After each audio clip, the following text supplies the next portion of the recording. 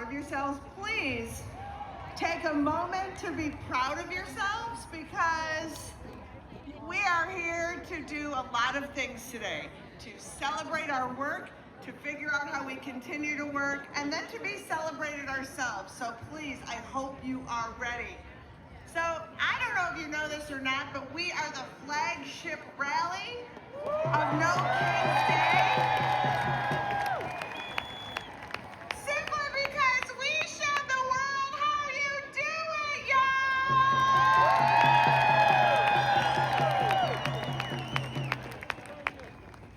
Why did they ever think they would mess with Minnesotans? I have no idea. Because we are all from here, know here, have been here, and anybody who is from, look, let's be honest about ourselves.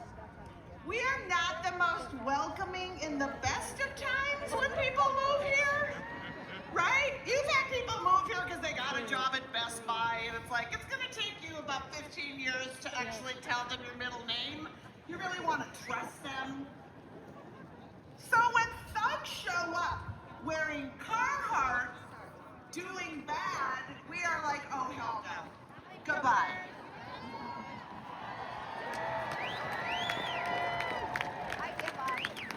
We do it with humor, we do it with rage, we also do it with tedium, which I love. You know, Minnesotans will be like, we don't like you here, we don't like you here, we don't like you here. You know, just the repetitive nature alone should have chased them out. But we are here because we know what ICE can do, but we are under attack from all sides. So many issues. I work on reproductive and abortion rights. I know. As we speak right now, Josh Hawley, the tallest ghoul in the Senate, along with the FDA, are trying to use bunk studies to remove access to medication abortion. And let me tell you what, it's scary. I actually was thinking this morning, maybe we should rename the uterus ICE so it could have absolute immunity.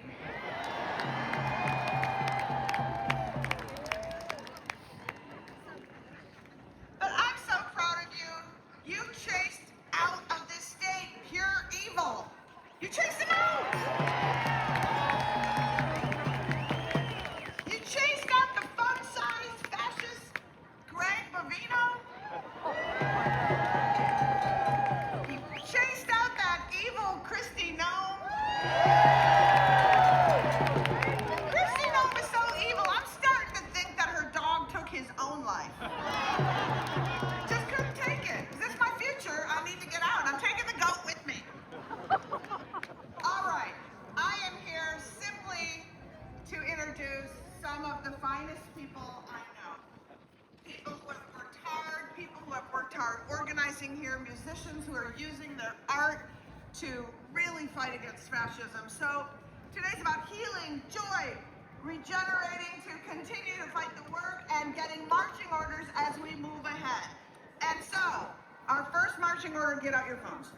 Get out your phones, because I'm going to say this a couple of times throughout this block. So I want you to text the word vote to 30319.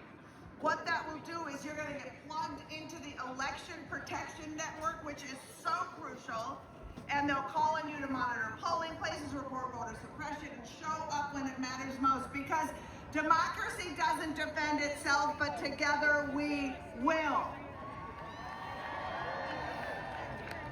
So, are you ready for some fun and for some inspiration? Let's get to it. First up, the dynamic chamber ensemble from the incredible Twin Cities Gay Men's Chorus, directed by Gerald Guras, is Borealis.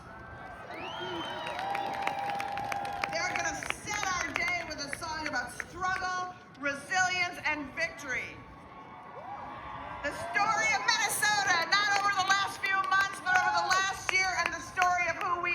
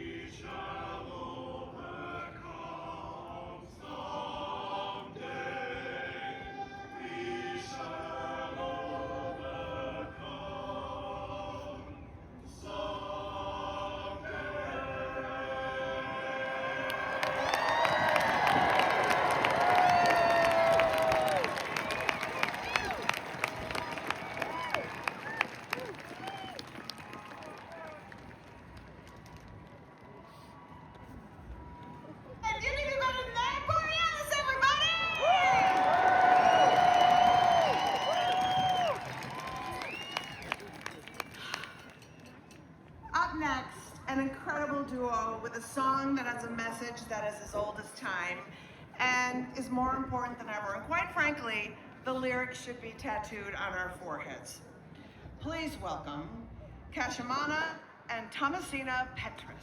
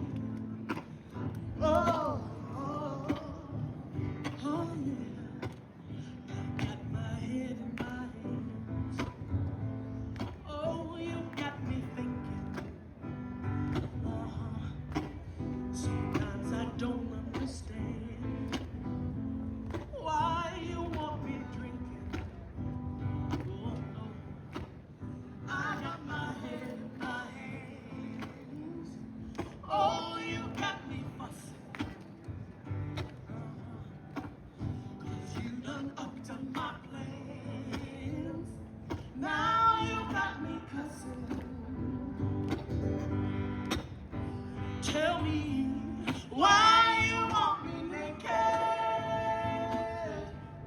why you want me bruised, why you want me frightened, hopeless and confused. Don't mind alone, it's gonna cost you too. When they hurt me, they hurt you. We're all connected. Can't you see? None of us are free till all of us are free. You don't care who I am. You don't want to know me. You just want to cause harm. Told the world you'd show me. You ignore what is true. Rather be blind than see me. But the shame is on you. 'Cause you can never own what's always been free. So afraid of faces, so afraid of truth. Mother's nursing hatred. What's this world coming to? Don't mind the lie. It's gonna cost you too. 'Cause when they hurt me, yeah, they hurt you. We're all connected. Oh, yeah. Can't you see? None of us are free. No, no, till all of us are free. I hold my heart in my hand, dreaming of what could be. A world with no violence, no one's going hungry. Yeah, I don't work here. I don't know. No, no, no one's in addictions. No one's dying young. No, every life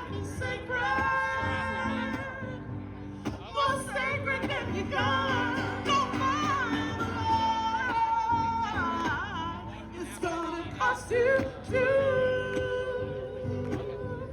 'Cause when they hurt me, yeah, they hurt you. We're all connected. Oh yeah.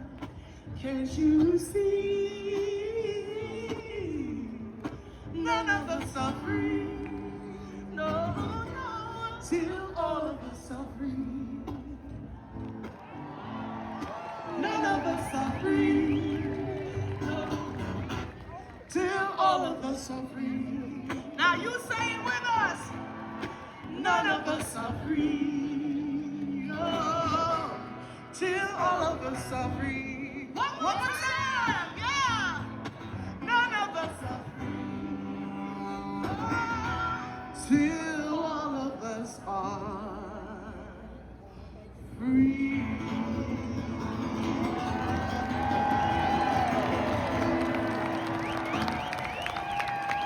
Gratitude, Minnesota! Thank you. Kashmina and Thomasina, sending love.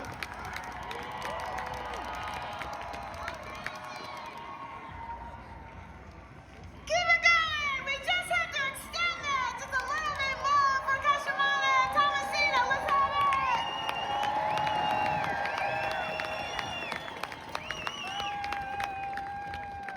What's the phrase? None of us are free till... Once more, none of us are free till... Once more, none of us are free till... You take direction so well.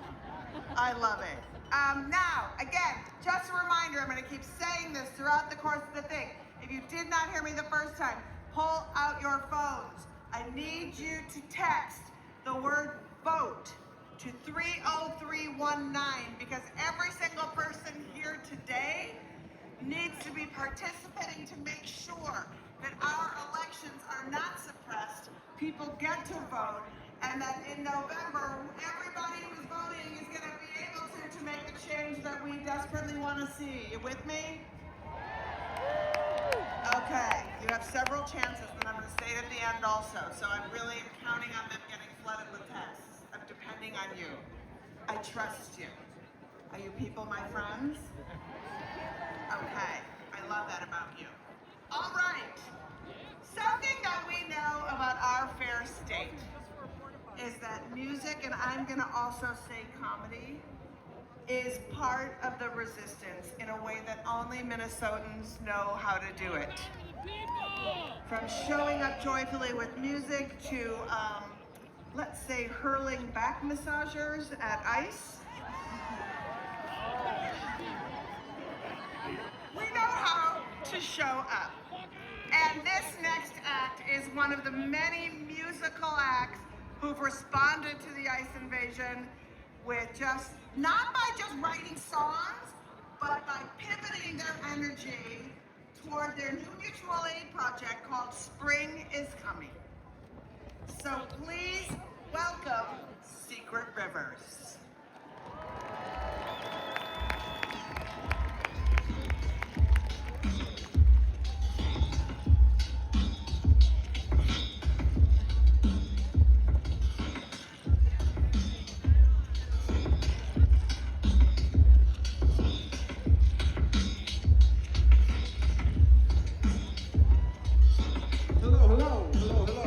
Check. Shout out to the sound people.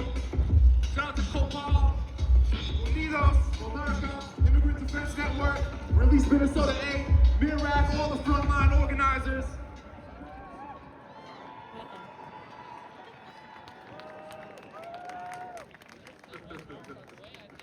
Yeah, best thing we can do on a day like this is have it be the first step, not the last step. Find those frontline organizers, find those organizers who are showing up every day in our neighborhoods, join them, find ways to join them. I know y'all know that already, but it's important to say as we get set up here.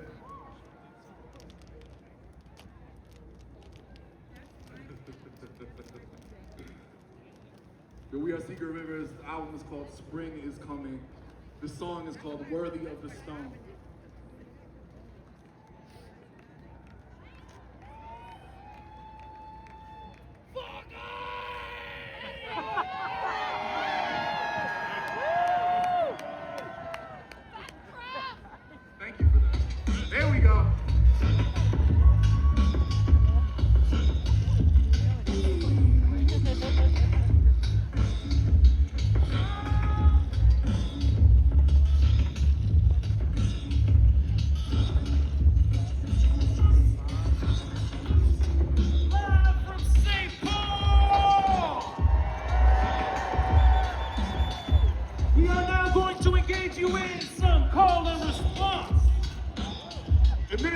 show up for each other, we defend each other, we hold the line. But we don't just hold the line, we're also trying to push the lines forward. We're trying to build the world we want to live in. So the lyric here is very simple. When we say push the lines, we're asking you to say forward. Can we try that? Push the lines. Push the lines. Push the lines. In Minnesota, we don't need to be nice. We can get salty on the streets of de-ice. Get out and observe, be cautious and learn. We melt ice with the salt of the earth. Yes, in Minnesota, we don't need to be nice. We can get salty on the streets of de-ice. Get out and observe, be cautious and learn. We melt ice with the salt of the earth. Yes. Yeah, push the lines. No kings, no bigots, no borders. Bootlickers should have listened when they told you. One does not simply walk into Minnesota. Behind the tear gas, the guns, the balaclavas, and the masks, they're scared of you. Scared of canned food and potlucks. Scared of whistles. Scared because they can't stop us. Scared of immigrants, black people, trans people. Scared of anyone who won't buy what they're selling. Everyone I love is a threat to power. In a country full of cowards, being brave is rebellion. No magic and no mystery, just fighting stubbornness until it's victory. Single chat, hot hands, Venmo, whistle deep. We're both winning, but we're not the ones shivering. Injury to one is an injury to all. We step up to your cousin, you running, go get your family. So when your city is green lit, you got every block rising up, climbing up that double helix.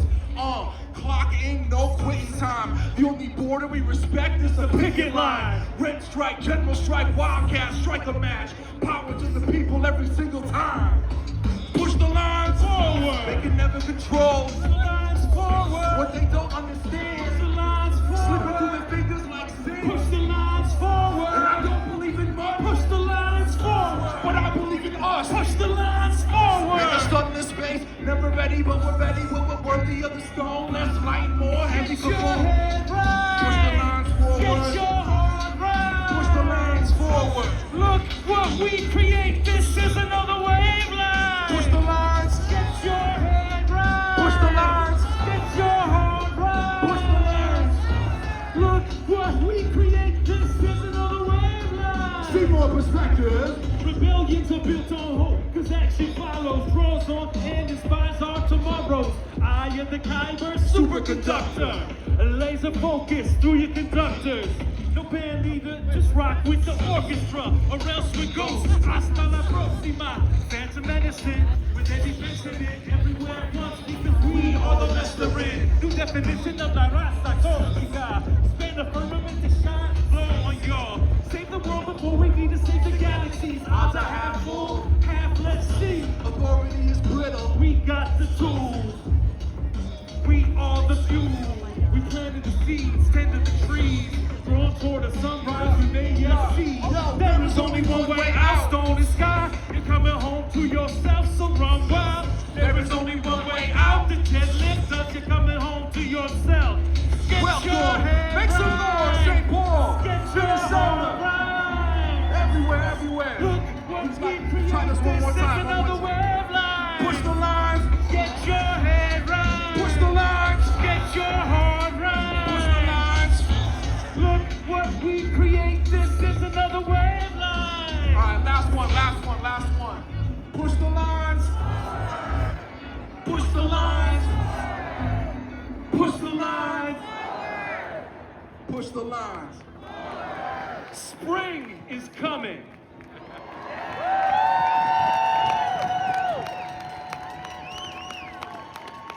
Keep it going for Secret Rivers! Also, just because they're even more amazing than you thought, 100% of the proceeds from Spring is Coming goes to Neighbors Helping Neighbors for Twin Cities Ice Relief Fund. So we don't know how to do it without helping. We don't know how to do it. It's amazing. For how many of you is this your third rally? How many of you this is your second rally?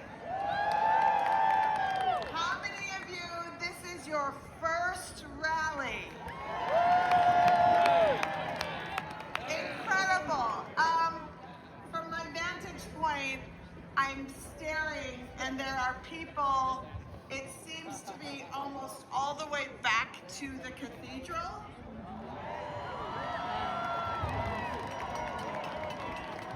I just want to also give a shout out to those who making a journey like this today.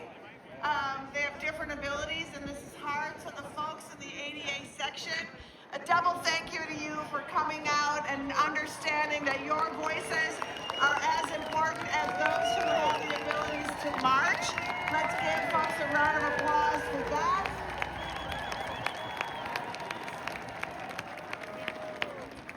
Because again, Minnesotans know how to take care of our own. And when I say our own, I do not mean we exclude anyone. No one's rights are on the chopping block. We have to make that commitment to ourselves, that we will stand with our whole chest, no matter who's under attack, whether that's black folks, brown folks, immigrants, queer folks, and trans folks.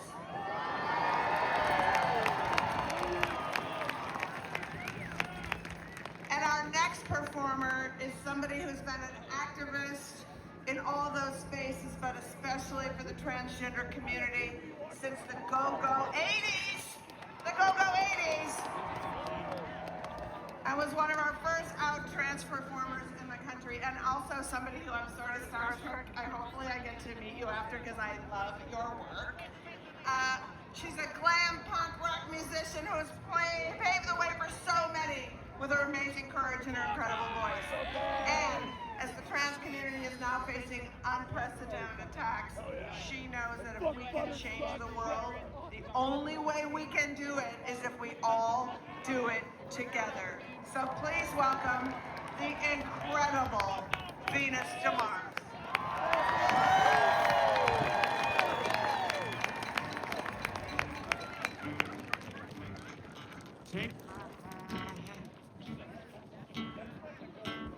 Take my shoulder, I understand. I can hold you, I know you can. You're something bolder, there is no plan.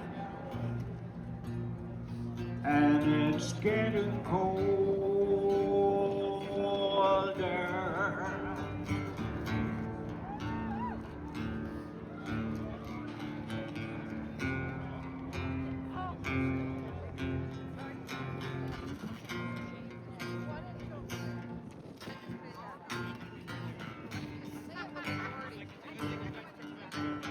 Oh, my brother, see my sister, there are no others, there is no difference. I could be you, you could be me. We struggle onwards and desperately.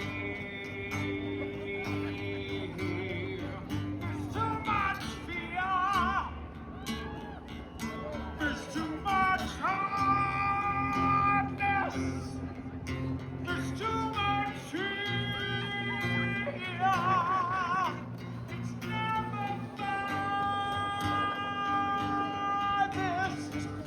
Stop your hate. Stop your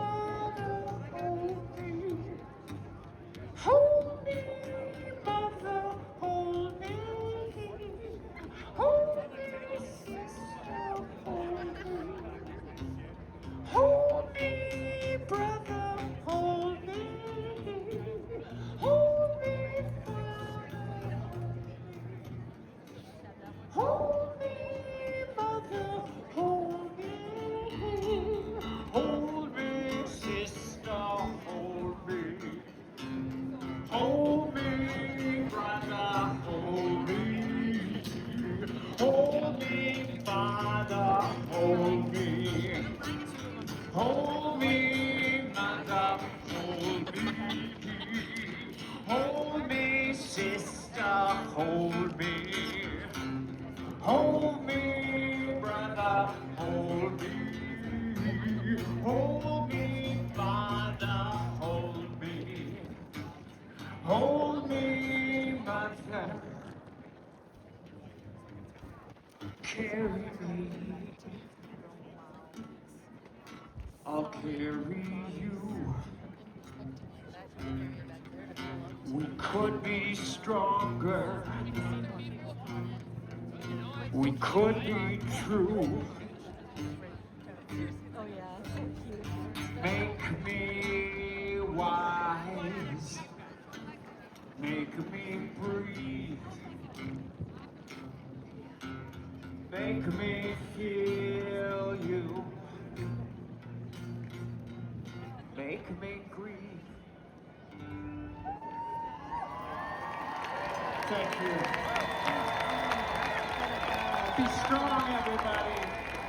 Be brave. We'll get through this.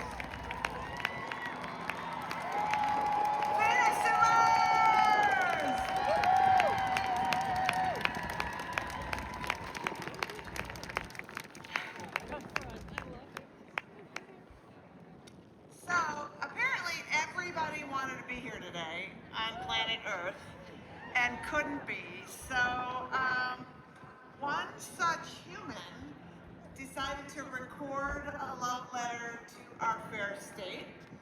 So, look at your video monitors as a person not known for sending love letters is about to send us one. Hello, Minnesota. Every morning when I get up, I won't take the time to look at the headlines of the day. And for some time now, I start every morning depressed about the latest outrage from our would-be king. I mean, it's amazing. Every fucking day, there's something new and crazy. But it's different on this day, because all over the country, in cities and towns and factories and on farms, north, south, east, west, millions of us are coming together to declare no kings. It is indeed a beautiful day in the United States of America. And you, Minnesota, are at the epicenter. It is your courage and your commitment that have inspired all of us. You have shown the power of nonviolent protest. You have shown bravery in the face of armed attack by government thugs. And you stood together and ran them out of town. Toast yourselves, pat yourselves on the back, take a everything that has gone before is just a start, a rehearsal for the big show that's coming. You know the arrogant would-be king is absolutely scared to death about losing his power and will do everything he can to hold on to it without regard to legality, morality, humanity, nothing. We will face greater challenges down the road. For everything you've done, thank you. And now expect to be asked to do more. I know you will answer the call. Thank you.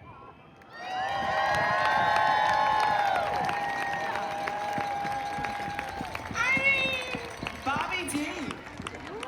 Like, he took time out from putting a body in the trunk to say Minnesota doing a great job. Like, I feel like we're winning at life. Are you having fun?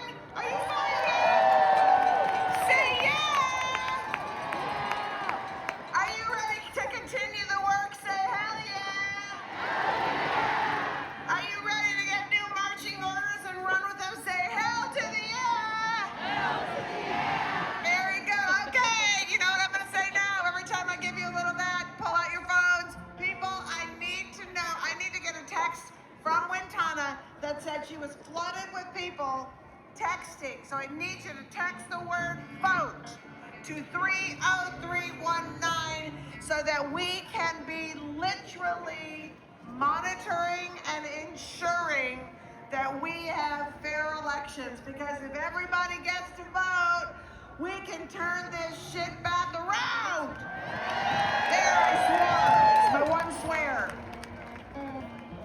And now, oh my God, one of my favorite performers with the greatest story of anybody. So, few years back, when Pete Seeger was told that Larry Long was often referred to as the Pete Seeger of Minnesota, Pete Seeger kind of laughed and said, you know, I'd be proud to be known as the Larry Long of New York. So please welcome, with special guests, Jacqueline Altan, Joe Savage, and Thomasita Petrus, the Minnesota treasure, also known as Larry Long. Larry, take it. Minnesota! Repeat after me, Minnesota! My home! Minnesota! My home! I've never been more proud than now to be a Minnesotan.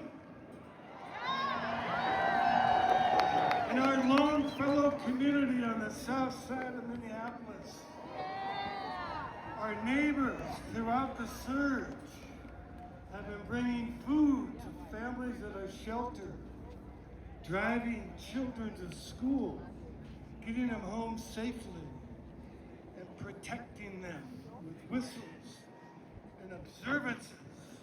Minnesota! Our forefathers and foremothers fought to defeat fascism, and now it's up to us.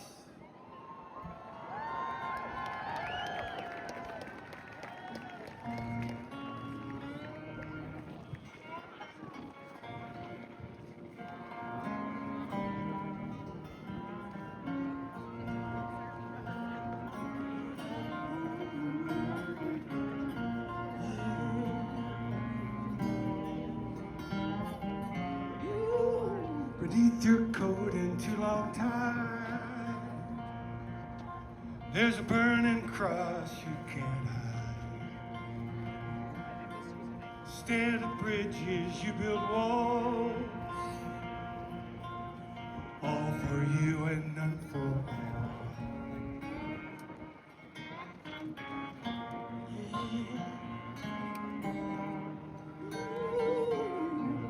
It's white sheets in the White House, everybody's singing shout. White sheets in the White House, time to drive them white sheets out. Yeah. Oh yeah, just like your father, everybody knows. Dividing us on racial lines with your old French and Crow. Oh, yeah. Oh, yeah. White sheets in the White House, everybody's screaming shout. White sheets in the White House, time to drive the white sheets out.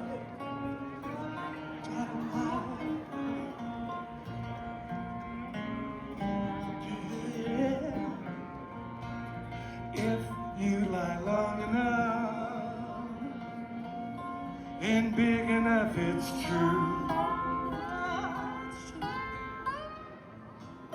As you know, you have shown, some will follow you. Now you've got them terrorized, afraid we'll be occupied by someone darker than you. A migrant Muslim, you know.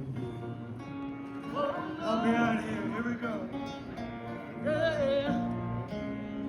Oh, it's white sheets in the White House, everybody's screaming shout. White sheets in the White House, time to drive them white sheets out.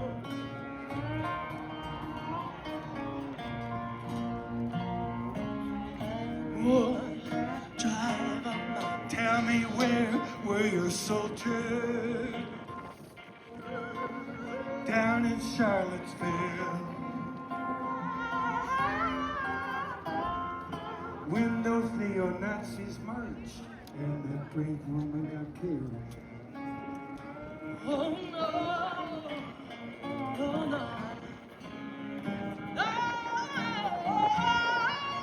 It's white sheets in the White House. Everybody's screaming, shout. White sheets in the White House. Time to drive them white sheets out.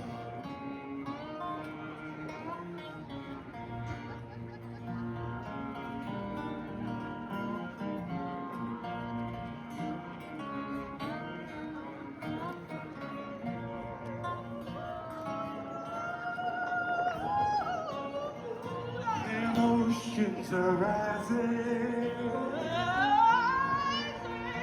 Fires raging on the hill. Fires raging. The rich keep getting tax cuts while we foot the bill. Oh, no more. No more. No more. Let's build a wall around you. Make you pay for it too. We will be great again one day when your term is through.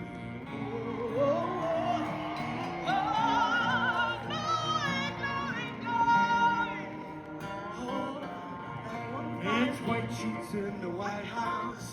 Everybody's screaming, shout. White sheets in the White House. Time to drive them white sheets out. Time to drive them white sheets out. Come on, y'all! Time to drive them white sheets out. Time to drive them white sheets out. Minnesota! Minnesota! Minnesota! Thomasina Petrus, Jacqueline Olton, Joe Savage. Thank you.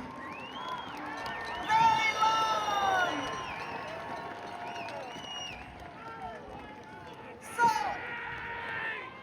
something that I believe to be 100% true is sometimes the power of silence. And in a group this large, as we celebrate the work we've done here, talking about ICE, I would love if we could have in this massive group just a moment of silence for some of the folks, and I can't remember all of them, so I'll say as many as I can remember, who have fallen victims to this regime. The people who have been horrifically targeted by ICE, the people who have been horrifically targeted by law enforcement, the people who have been horrifically targeted by Netanyahu and Trump and their goons, the people of Palestine, the people of Iran. Let's just take a moment of silence to show them that 500, whatever the heck is here, can take a moment to internalize and send vibes to those who have been harmed.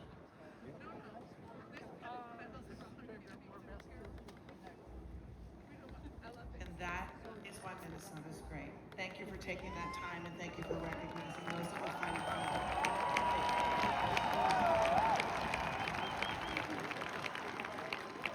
I just thought that moment of silence might be a nice little way to introduce our next person who's coming to the stage, who is a traditional healer, a singer, and a member of the Ojibwe Nation. And her performance today is a healing song that she wrote 10 years ago in the Ojibwe language, and it holds really special meaning because it's the first time that it's being performed for the public outside of an Indigenous community. So you are in for something special. It is really an honor to welcome Doreen Dade Wobenquay. Wobenquay, my bad.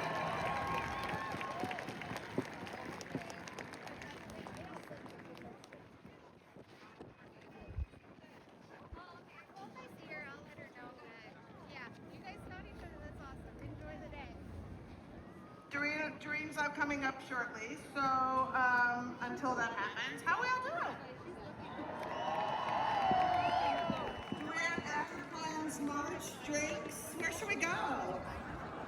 Let's make a plan, you guys. I don't know. What are we doing? Okay, great. Oh, I see. Okay, it's different. I'm sorry. Look at me making a mistake. You know what? That's on me. But you're all great and we're coming back. So let's do it. Okay. All right. I'm just moving along then to my speech. Are you ready?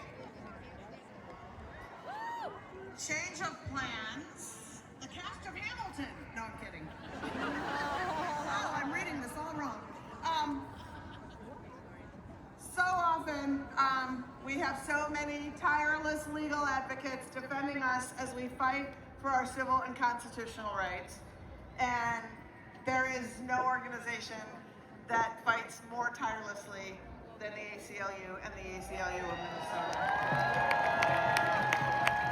So it is my great privilege to welcome to the stage the Executive Director of the ACLU of Minnesota. Please welcome Dee Binder-Mill!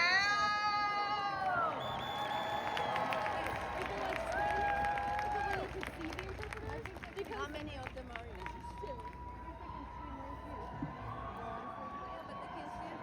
All right. I just left two. Thank you. So How we fight and how we lead will dictate the world that we create. I will say that again. How we fight and how we lead will dictate the world that we create. For 100 years, the ACLU has fought to protect our rights to free speech, our rights to equal protection, our rights to due process, regardless of the party in power, and we are proud to have filed over 200 legal actions against the Trump administration. And we remember here in Minnesota just a few short months ago when we found ourselves in the center of a storm once again. Amidst the discriminatory arrests and assaults, the targeting of our neighbors and our leaders, the racial profiling, and the unprecedented abuse of executive authority, while the world watched, Minnesotans did not waver. Minnesotans did not hesitate. Minnesotans did not capitulate. No, Minnesotans held their ground and showed the world what the words "we the people" really mean. Minnesota, because of the way you led, you have carved new ground that will forever be part of this nation's legacy. Minnesota, because of the way you led, you showed the world that control and uniformity is not power. Unity is power. Unity is power. And the unity of diverse voices is one of the most powerful forces in American history. And that is why it is more important than ever that we continue to push. We continue to bring the pressure up. We continue to fight. The ACLU will not stop because we know you won't stop either. Because we the people will not be silenced. We the people will not be intimidated. We the people will not trade away our rights. We're going to keep going forward, and we're going to fight for all of our rights, for all of us. All of us. All of us.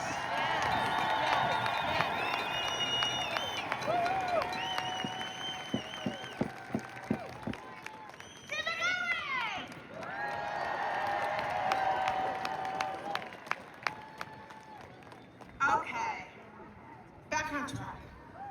Feeling good. Our next guest is an Ojibwe poet enrolled at Turtle Mountain and the inaugural Poet Laureate of Minneapolis.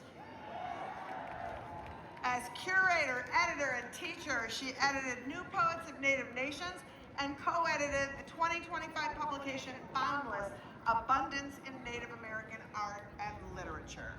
Please welcome Hyde Airdrie.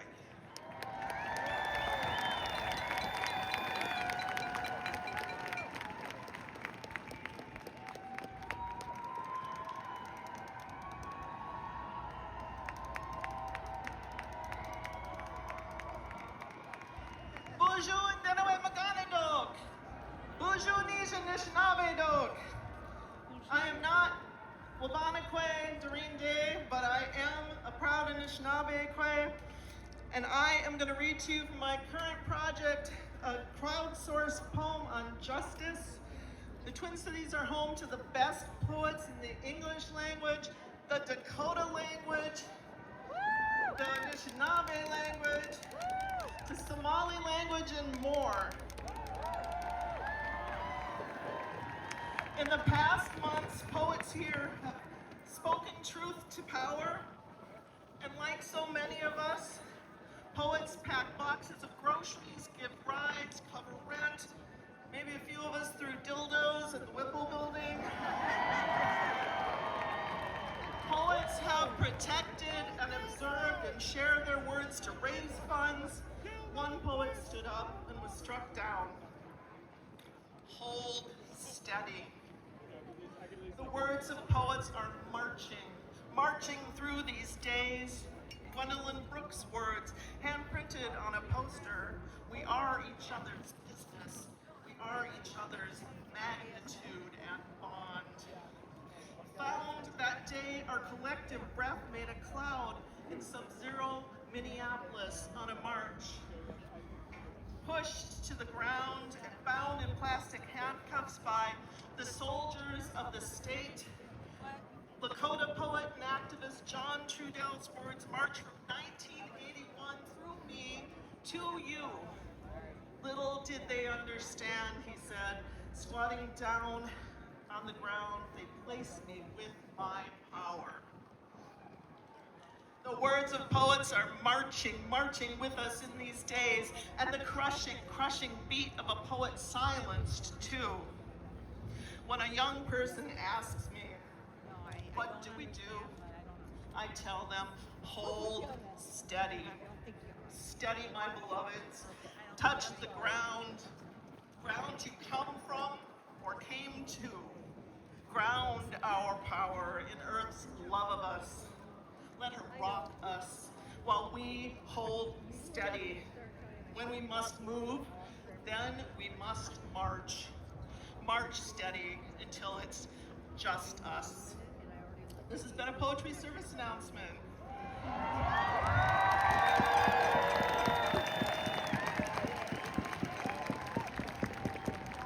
Keep it going for Ryan Anderson!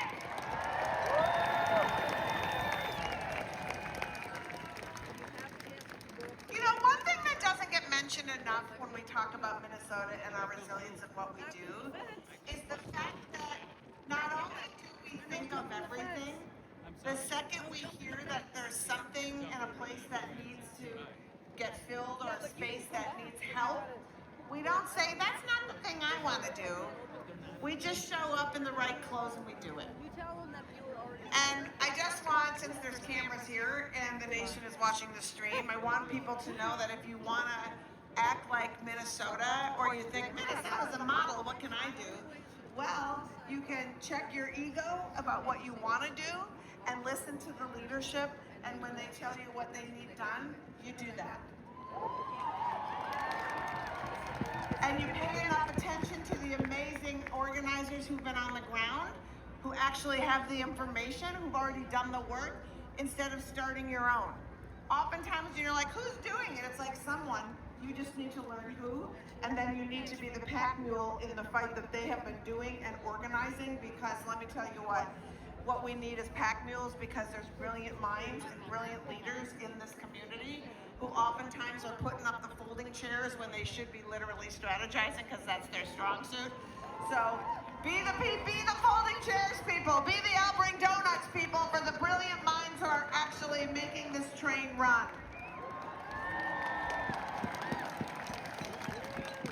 And on that note, I'm going to bring up some really brilliant minds who helped organize this entire day across the country and the world. They are tireless humans. Some I have met just recently and I so admire. Some I've met today. Some whose work I admire from afar. But you're so lucky to have them here today to speak to you about what you've done, and more importantly, where we need to go and what we need to do. So remember what I said just 2 seconds ago about when they tell you, do that. Do that thing. So please welcome to the stage the organizers of this incredible movement. Oh my gosh, wind. Sorry. Co-executive director Sisters of Indivisible, Leah Greenberg and Ezra Levin, the 5051 National Coordinator, Sarah Parker, Executive Director of Move On, Katie Bethel, and President of Public Citizen, Rob Weissman. Bring them back, everybody!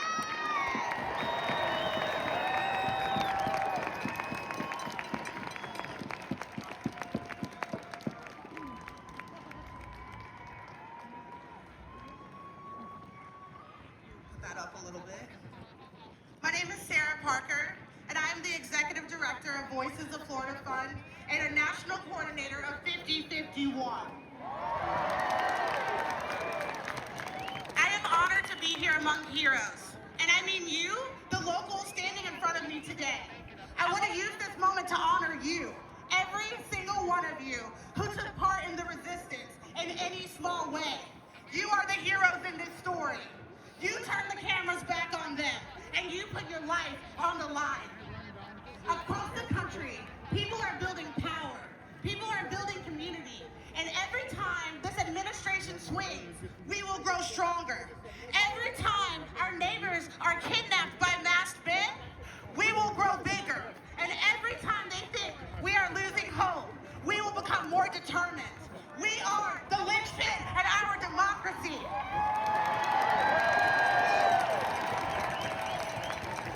No Kings is calling for people just like you across the country to continue to build local power and those networks, to protect your neighbors and stand up and fight back. If there's anything I've learned living in Florida, you can't cede a damn inch to this authoritarian administration and to a man who has an ego of a king and the temperament of a child. We will not give in. We will not give up. They tried to control the narrative, and we are taking it back. The truth is immutable. We were never the villains in this story. They have always been. We demand accountability. We demand an end to reckless masked men terrorizing our neighborhoods. We demand an end to abortion bans. We demand justice and peace for our Black, brown, and LGBTQIA communities. And we demand free and fair elections. And right now, we demand an end to this reckless, illegal war in Iran.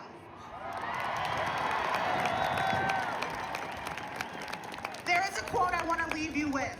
A man devoid of hope and conscious of being so has ceased to belong to the future. Let me be crystal clear. The future belongs to us, the American people, and the millions of people mobilizing across the country and the world today. And with confidence, I say to this administration, 5051, No Kings Coalition, the collective resounding we, do not plan on giving up anytime soon. We will take back our damn country.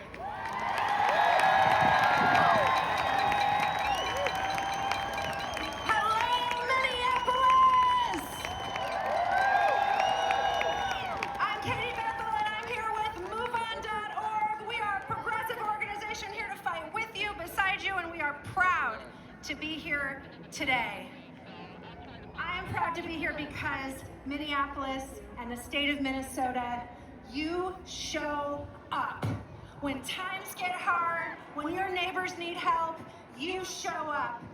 There are millions of people out in the streets today inspired by your example.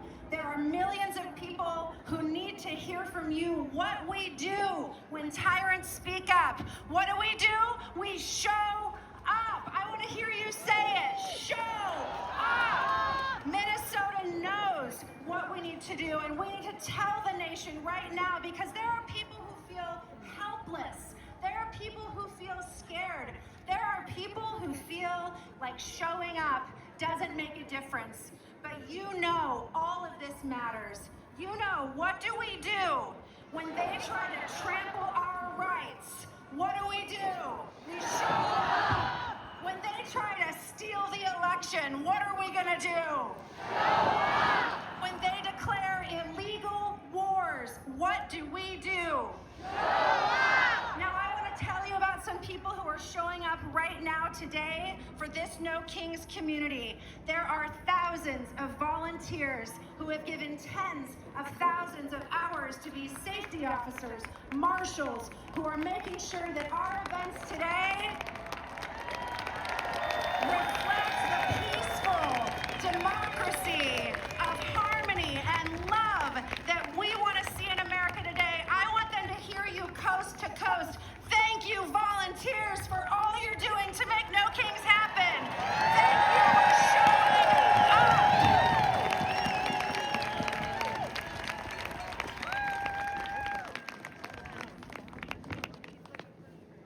brothers and sisters and friends, my name is Rob Weissman. I'm with Public Citizen. You beautiful and heroic people showed our country and reminded the world that the opposite of authoritarianism is not just justice and democracy and freedom. It's also solidarity and community and love and neighbors. And persistence. And now, as we rally here, 100,000 or more strong, and across the nation, in the largest day of protest in American history, we have to persist. We have to persist to end this illegal, unconstitutional, and devastating war on Iran, and make sure that Congress does not give a penny more to pay for or extend this war. We have to persist to make sure we have free and fair elections, that everyone can vote, and that all the votes are counted. And we have to persist to win our yes agenda. Yes to health care for all. Yes to tax the rich. Yes to the clean energy revolution. Yes to overturn Citizens United. Yes for a living wage. Yes to make sure every person has the right to organize into a union. Yes to make sure there is equality for every human being living in the United States, whatever their status, whatever language they speak, whatever their gender. Now say this with me, my friends. Say this with me. No kings, no ice, no war. No kings, no ice, no war. Democracy is what we're fighting for. No kings, no ice, no war. No kings, no ice, no war. Justice is what we're fighting for. Justice is what we're fighting for. No kings, no ice, no war. No kings, no ice, no war. Healthcare and human rights and dignity and freedom and love and peace is what we're fighting for. No kings, no ice, no war. No kings, no ice, no war. No kings, no ice, no war. No kings, no ice, no war. No kings, no ice, no war. Thank you. You're beautiful.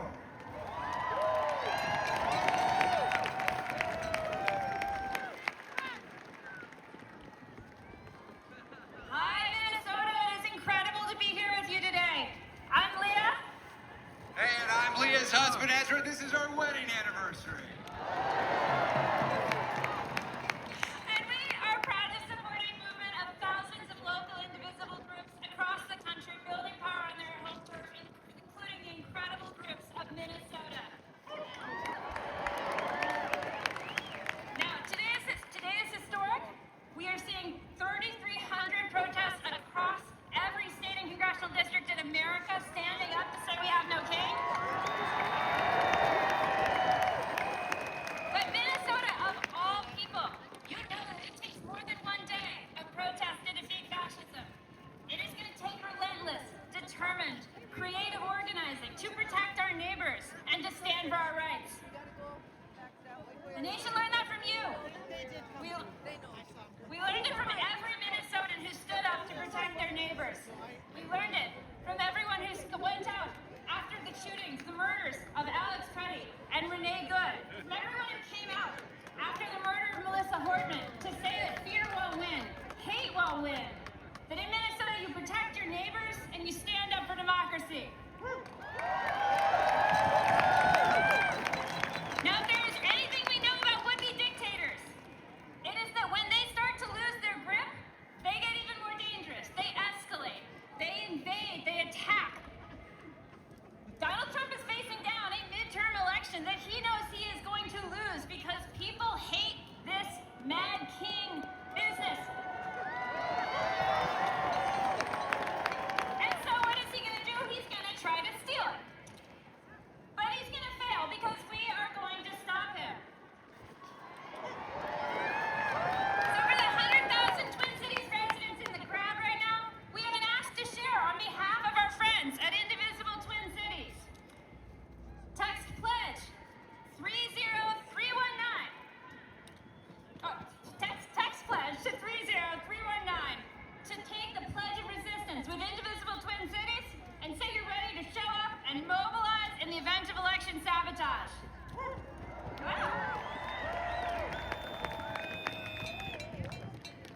Sorry, folks, I'm back.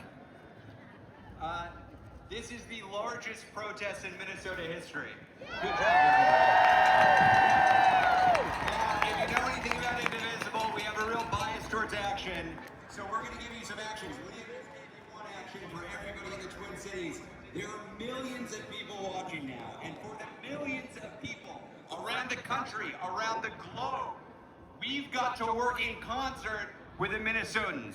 When Trump tries to sabotage the midterms, we need to match the depth of the organizing that we've seen here in Minnesota with the breadth of the organizing we're seeing all over the world for No Kings 3. So what does that mean? Let's get specific. I want everybody here to put this on your calendar. The next major national action of this movement is not just going to be another protest. It is a tactical escalation. An escalation is an economic show of force inspired by Minnesota's own Day of Truth and Action. We all saw this. Thousands of teachers and nurses, community leaders, faith leaders showing up in sub-zero temperatures, showing this state that they were not going to put up with business as usual while a secret police goon squad was murdering Americans in the streets. We need to do that nationally, y'all. We need to do that all over the country. So on May 1st, on May Day, across the country, we are saying no business as usual. No work, no school, no shopping. We're going to show up and say we're putting workers over billionaires and kings. Minnesota, we cannot thank you enough for the courage you've displayed, for the instruction you have given. We are going to build on that courage, on that sacrifice, on that dedication, on that organizing. We are going to demonstrate that regular people are the single greatest threat to fascism in this country. It's up to all of us to walk that path. So say it with me as we heard from Rob. No kings, no ice, no war. No kings, no ice, no war. No kings, no ice, no war. No kings, no ice, no war. How many kings? How many kings? Damn right, see you May 1st.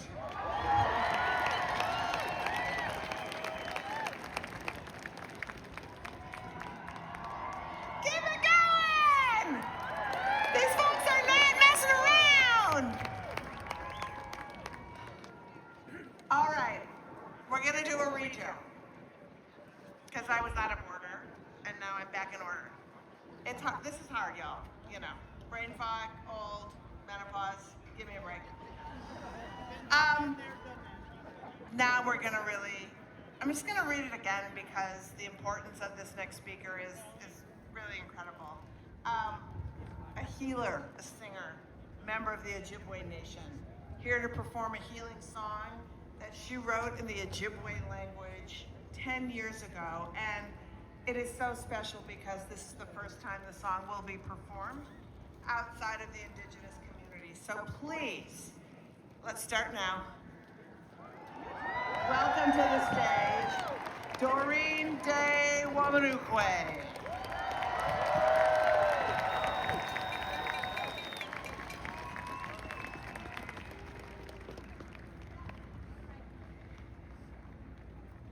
Doreen Day Wamanukwe, let's hear it!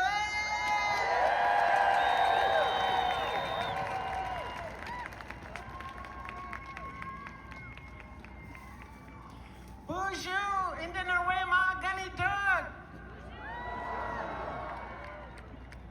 Wabanokwe Indigenous cars, Wabajeshi and two dame.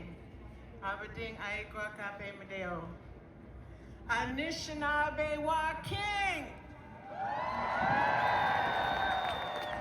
Our ancestors are always with us.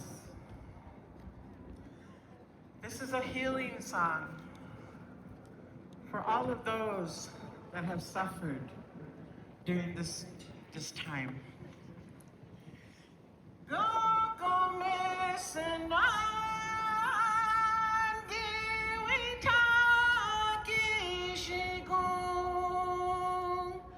No Jemoyan, Ishibimosid, no Jemoyan, Ishibimosid, Ishibimosid.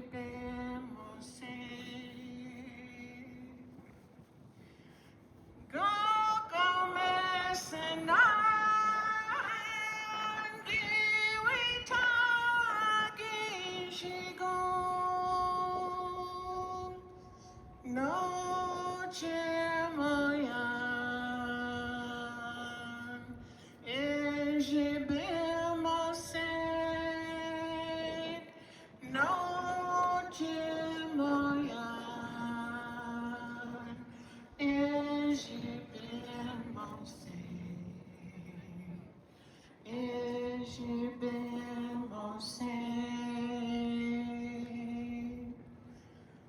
Go, go, Messiah, Giwita, Gishigon, no Jemoyan, Ishibimosid, no Jemoyan, Ishibimosid, Ishibimosid.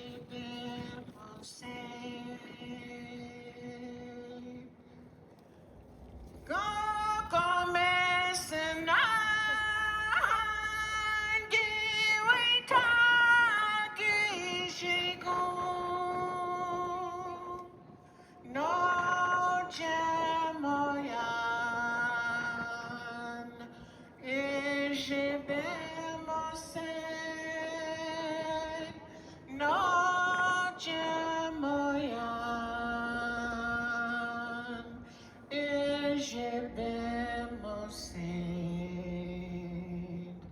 Ishibimosid.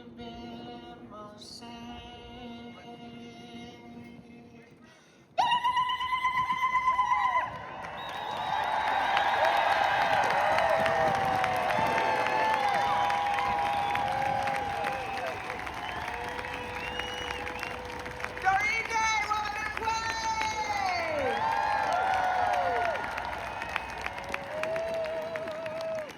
So y'all, being that a big part of this day is a tribute to all of you, we have another video from another super dope person who couldn't be here but wanted to lend his voice in a sort of montage of all of the great work that you did. There will not be enough dildo throwing in this video, I will warn you, but that's just the world we live in. I'm so sorry. So please, take a look at yourselves and see how amazing it really is.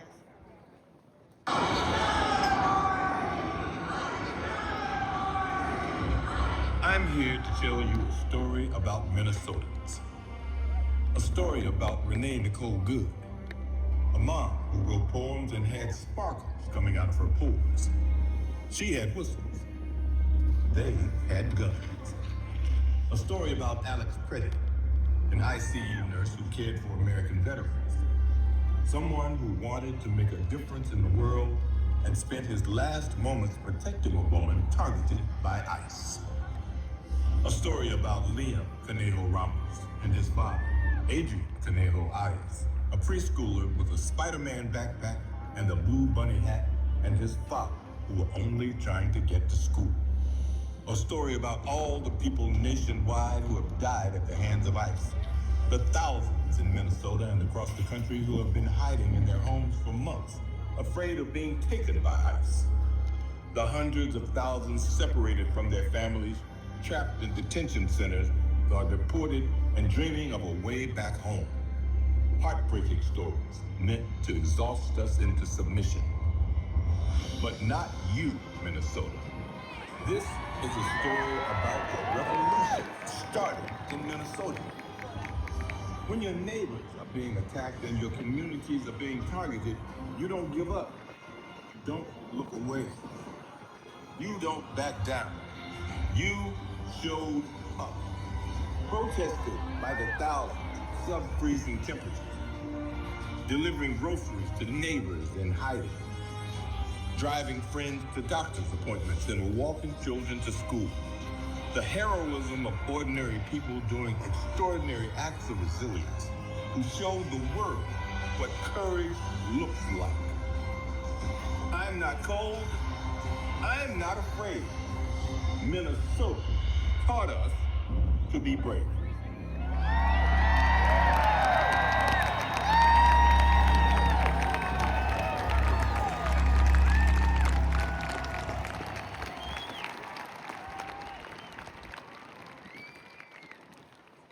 May I have your attention for an important public safety announcement. Once again, Minnesotans have shown up. But anytime we have a crowd this large, it is possible for people to become separated. If you have become separated from your family or your group, the place to meet is the Lost and Found area located on Reverend Martin Luther King Boulevard. As you face the Capitol, Reverend Martin Luther King Boulevard is the street to the left. That is where you should go and where you should direct people who are lost. Thank you all for making this a safe event for everyone.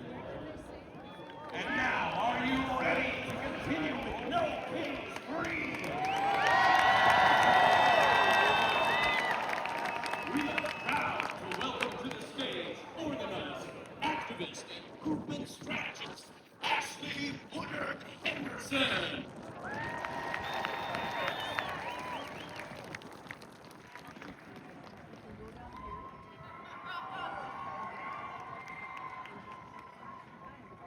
Why are we in this situation that brings us down?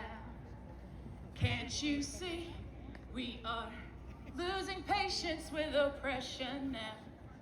The people will rise, the people will rise, the people will rise. Sing with me. The people will rise, the people will rise, the people will rise. It looks like you're mighty risen today. It looks like you're mighty risen today. My name is Ashley Woodard Henderson, and I'm gonna be your friendly MC today for this No Kings 3 flagship rally. How you doing? Look at this historic moment that Minnesotans built.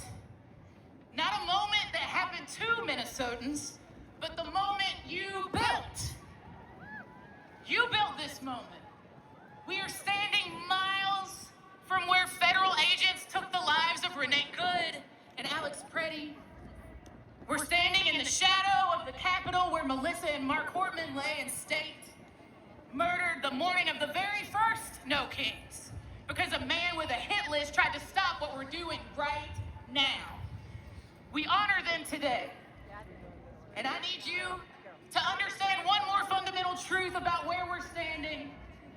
This is not just a rally site, my friends. I know if you look around, you might think it to be.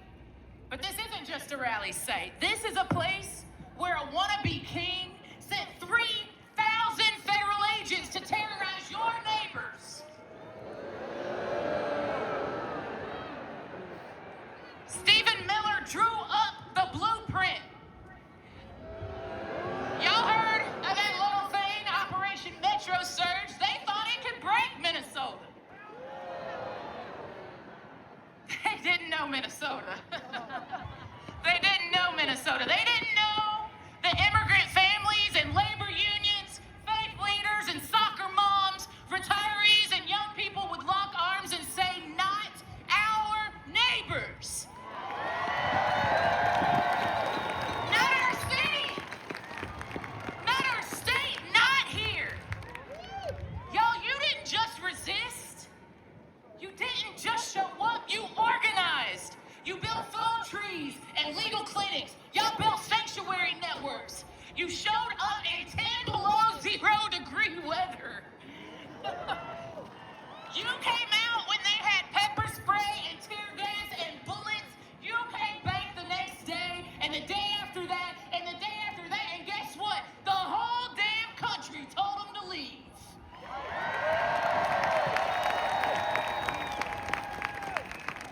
Guess what, y'all? Kristi Noem and Greg Bovino, peace, they gone, right? The Twin Cities, the land of 10,000 lakes, guess what? Y'all still here? Look around. We out here. That's not just a one-day protest, my friends. That's building power. You all are showing us why we ought to be here. Because Minnesotans proved to our entire country something that we all need to take seriously and learn. We do not wait for permission to protect each other. We do not beg a wannabe king to do the right thing. We organize. We refuse to comply or cooperate with evil forces in high places. When they demand our complicity and quiet disobedience, we do the right thing. We build people power together. And it wasn't just here. It was Los Angeles and Memphis and Washington, D.C., Chicago, Portland, Charlotte, Denver, Atlanta, Newark, Philadelphia, Seattle, Nashville. It was communities across our country. This administration will not win. They will not win. And we will make it clear, as they try to prove to us that they will use force against our people, even when we are peaceful. Across our country, our people have made it clear back. We will not be broken. In June, 5 million people took to the streets. In October, 7 million. Right now, right this second, there are 3,300 No Kings actions happening across 16 countries.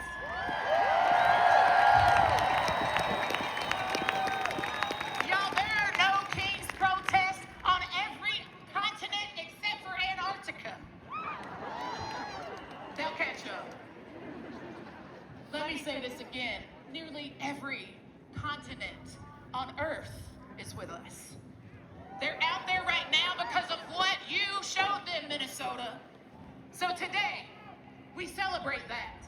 Today, we lift up the people who made this moment happen. Today, we sing and we march and we stand together on this beautiful day at this Capitol and we let them hear us. Do you want to be heard today?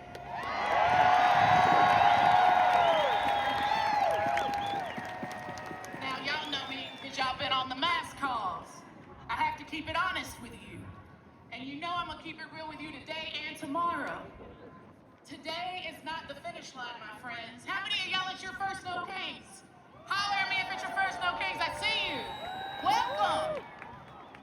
Today is not the end of our work. Today is the beginning. Today is the proof of concept. What you built here in Minnesota, every single community in this country needs help to build. And they're gonna need your help. Y'all, today, we're gonna have a beautiful day, right? We're gonna be powerful together today, right? We are gonna be disciplined in our nonviolence today, right? We're gonna build power together. Let's honor the people that we have lost. Let's celebrate the people who are still fighting, like each and every one of you. And let's get ready, because what comes next is gonna require every single one of us. Y'all, I wanna hear you say it. No ICE, no war, no billionaires, no kings. I think you can, if I don't believe you, they're not. No war, no ICE, no billionaires, no kings. Are you ready? Are you ready? Let's go!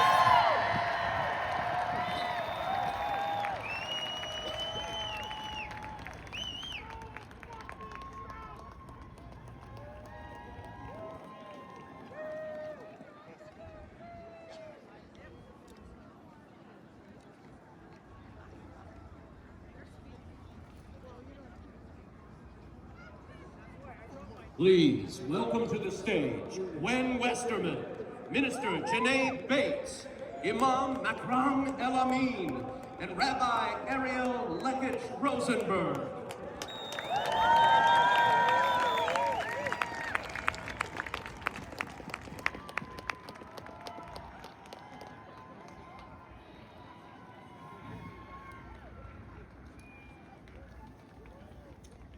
Takuyapi. Hello, my relatives. I'm Petukinde, I'm Petuwan Pia Kaatahike. Owashte Wayankapi we demir Damakota. De Dakota Makoche. Ohani Kiksuyapi Te. This is for Renee and Liam and Alex and the thousands of others whose names we don't have with us today. When we stand together, possibilities seem endless, but only for those who can look up.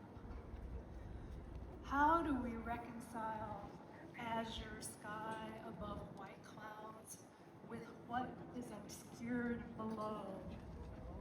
The winding rivers, the broken hearts, the soulless eyes, the brush of wings, the lost dreams. Possibilities are endless, yet the needs are beyond measure. When time has run out and ties have been broken, when speaking out means losing your life, when chaos abounds and there is no shelter, when protecting a woman means losing your life. Who recognizes her talent when she has no hope? Who lends a hand when he cannot get up? Who welcomes them when all the doors close? The possibilities are endless when we stand together. Reach out, join hands, look up. We are Minnesota strong.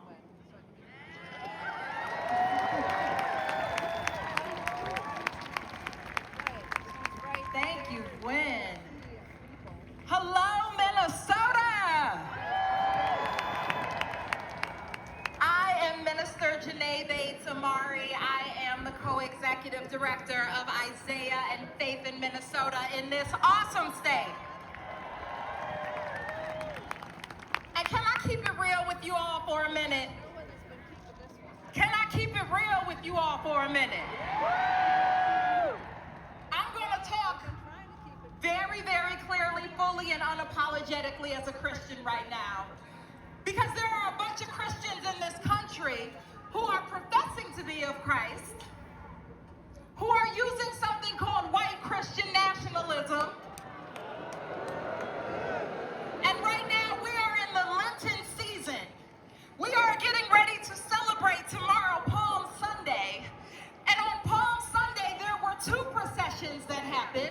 There was one that we hear about with Jesus on a donkey, but there was another with Pontius Pilate and Caesar, who declared himself as king, who tried to hold down the people of that time, who tried to tell us that we do not deserve better, who tried to oppress people with cruelty, who tried to tax people and take their wages and use them for things that were not about feeding the hungry, that were not about healing the sick, that were not about caring for the poor, that were not about loving thy neighbor. And that is what we who call ourselves Christians are supposed to do.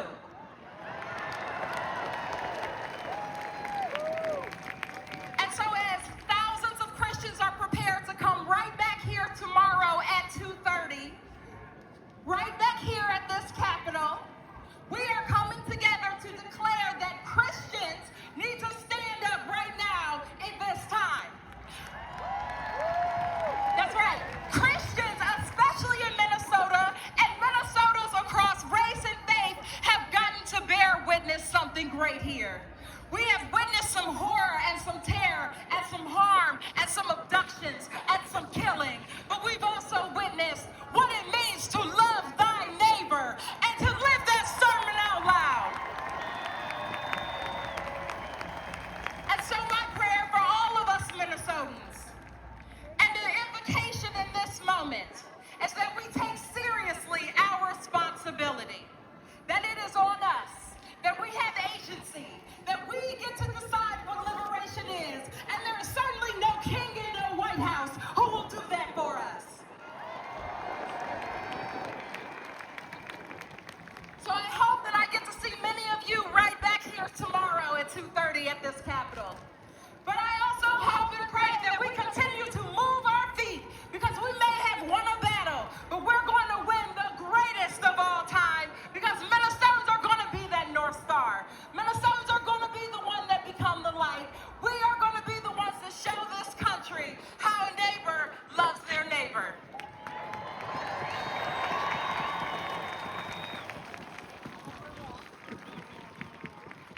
peace. I greet you with the universal greeting of peace. Assalamu alaikum. May God's peace be with you. I am Imam Makram El Amin, and I stand before you today as a Muslim. I stand before you as an imam, as an African-American man whose very existence is rooted in the struggle for dignity, justice, and freedom. Oh God, the creator of all, Lord of humanity, you created us from a single soul and made us nations and tribes that we may come to know each other. We ask you this day to bless this gathering, not just for our presence, but for our purpose, not just for our voices, but for our courage. We stand together in this moment where power seeks to concentrate itself in the hands of a few.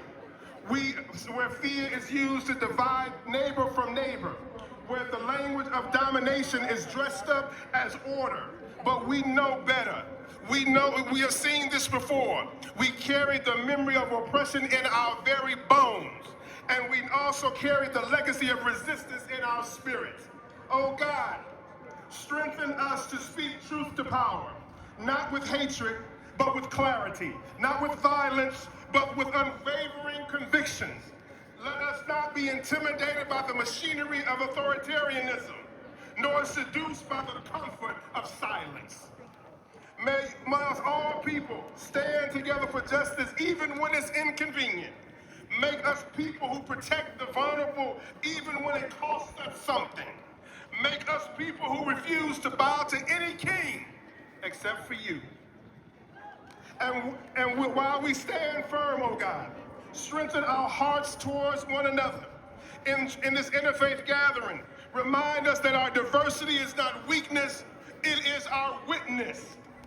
Together, Muslims, Christians, Jewish people, and people of consciousness will form a moral arc that no regime can permanently bend away from justice. Oh God, raise us to a higher level today. Let us be a just rally, not just a rally, but a renewal of our commitment to each other, a renewal of our belief that justice is still possible, a renewal of their courage to build a nation lives in its highest ideals. And when history remembers this moment, let it be said that we did not shrink, we stood. We did not divide, we united. We did not despair, we believed. May God bless you all. God protect this city, and God protect all of those who are working for justice, dignity, and peace. Ameen.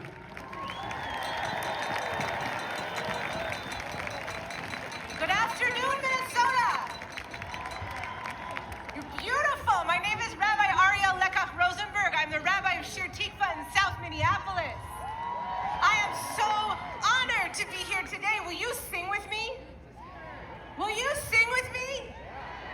No one is getting left behind this time. No one is getting left behind. No one is getting left behind this time. We get there together, never get there at all. We get there together, never get there at all. We get there together, never get there at all. So dear ones, welcome to this epic family reunion. And what a family we are. The people of Minnesota with our whistles, with our cell phones doing everything we can to stop the federal government's invasion of our home. Everything we can to stop authoritarianism. Now, Jewish people will tell the story this week around our Passover tables of our ancestors leaving the narrowness of oppression as an Erev Rav, as a multiracial, cross-class, intergenerational multitude, an enduring coalition. Our ancestors crossed the sea with their neighbors. They would not leave each other behind. And in Minnesota, we have created an ecosystem of resistance in the face of fascists and white Christian nationalists. Bound together, we work to keep each other safe. And these oligarchs, they're scared of our network of neighbors, this web of care. And they they should be. And we're here together today to say no. No to the abductions. No to the brutality of this federal invasion. No to fascism. No to any leader that attempts to lead without the will of the people.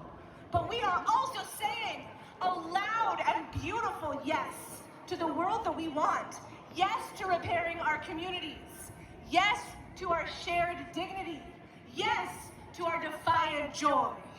So Holy One, be with us now, this irrepressible coalition, calling on our neighbors across the country and around the world to join us, to show up with the strength of our no and the chutzpah and the vitality of our yes, that we might build a world founded on a transformative love for one another that gives us the strength to oppose the forces of domination. So Holy One, make us a people who say yes and yes and yes to one another. Yes to creativity, yes to courage, yes to belonging to this expansive and expanding coalition. No one is getting left behind this time. We get there together or never get there at all.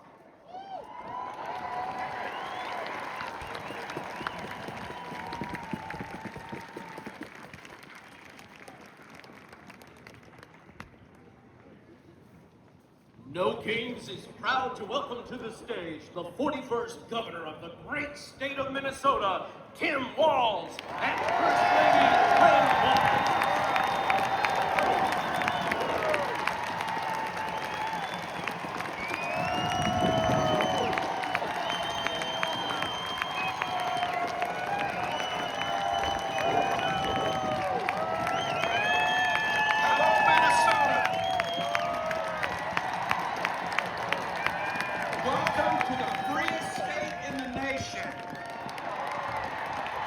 A state where you love who you choose to love. A state where you make your healthcare decisions. A state where you worship or not according to your own beliefs. And maybe most importantly, a state where everyone belongs. Thank you to all the organizers. Thank you to our sisters and brothers in labor for the work you do every day and being here making this possible. Look, when the wannabe dictator in the White House sent his untrained, aggressive thugs to do damage to Minnesota, it was you, Minnesota, who stood up for your neighbors, who stood up for decency, who stood up for kindness. And at this moment that we are still in, when democracy itself seems to be at risk, it was Minnesota who said, not on our watch, not on our watch.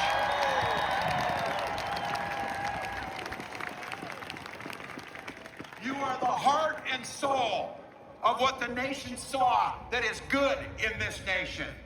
But make no mistakes about it. They did damage. They killed Renee and Alex. They traumatized our neighbors. And just be very clear, our weather may be a little cool, but our people are warm and we're fierce. And my message, because this is not over, don't ever mistake our kindness for weakness. We demand justice for Renee Good and Alex Preddy. We demand justice for every single person who was hurt or traumatized. We will never forget what they did here. And I have a message to our immigrant community here in Minnesota. You are seen, heard, valued, and loved. You add value to our state. You are part of the fabric of what is good about Minnesota. And I have to tell you, that is a hell of a lot more than I'll say about anybody in the White House.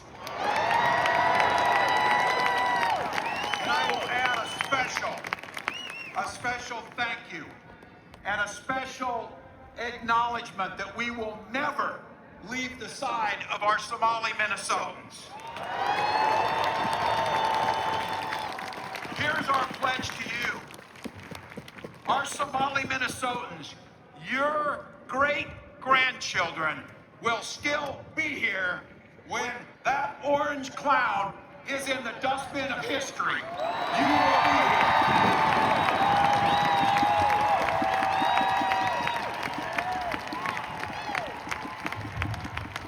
They call us radicals. I see that the president said it's a bunch of radicals. You're damn right we've been radicalized. Radicalized by compassion. Radicalized by decency. Radicalized by due process. Radicalized by democracy. And radicalized to do all we can to oppose authoritarianism. So for those of you watching at home, welcome to the North Star State. Welcome to the land of hope and dreams. And it's my pleasure to be able to welcome somebody who has spent a lifetime giving voice to the working class, expressing our hopes and dreams, our fears, all of the things that makes us human, and has done that with a voice that resonated across generations. So I have to tell you, we're damn sure about this. We need no damn kings. But I'll tell you what I'm glad we have. We do need a boss. Please welcome Bruce Springsteen to the stage.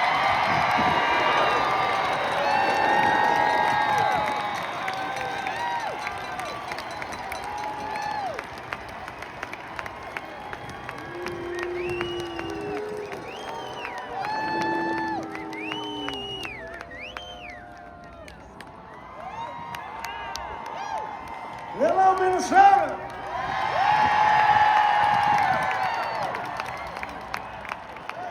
Turning into a beautiful day.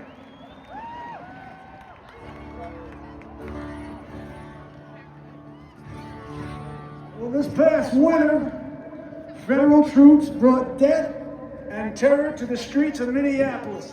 Well, they picked the wrong city. The power and the solidarity of the people of Minneapolis and Minnesota was an inspiration to the entire country. Your strength and your commitment told us that this is still America. And this reactionary nightmare and these invasions of American cities will not stand. You gave us hope, you gave us courage, and for those who gave their lives, Renee Good, mother of 3, brutally murdered, Alex Preddy, VA nurse, executed by ICE, shot in the back and left to die in the street without even the decency of our lawless government investigating their deaths. Their bravery, their sacrifice, and their names will not be forgotten.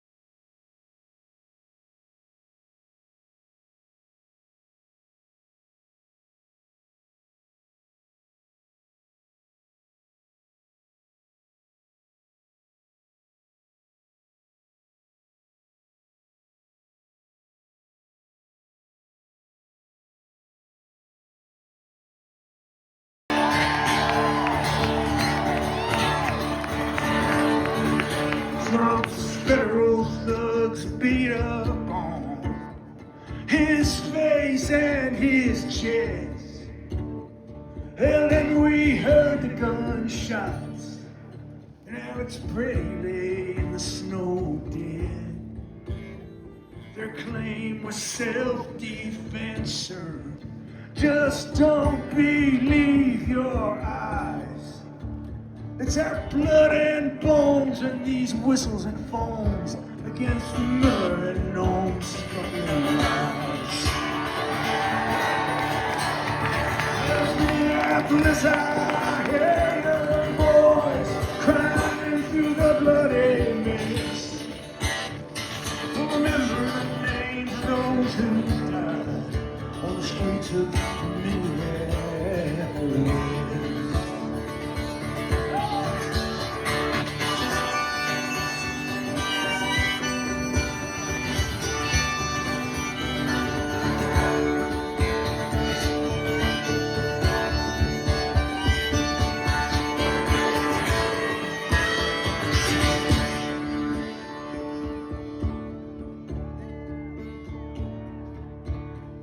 They say they're here to uphold the law, but they trample on our rights. If your skin is black or brown, my friend, you'll be questioned and deported on sight. And our chance of ice out now. Let me hear you. And our chance of ice out. Let me hear you. In our chance of ice out now. I seize heart and soul persist. Through broken glass and bloody tears on the streets of Minneapolis. Well, Minneapolis, I hear your voice crying through the bloody mist. Here in our home, they killed and wronged in the winter of 26. We'll take our stand for this land and the stranger down mid.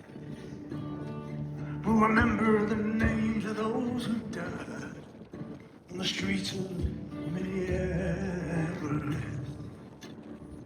Remember the names of those who died on the streets of Minneapolis.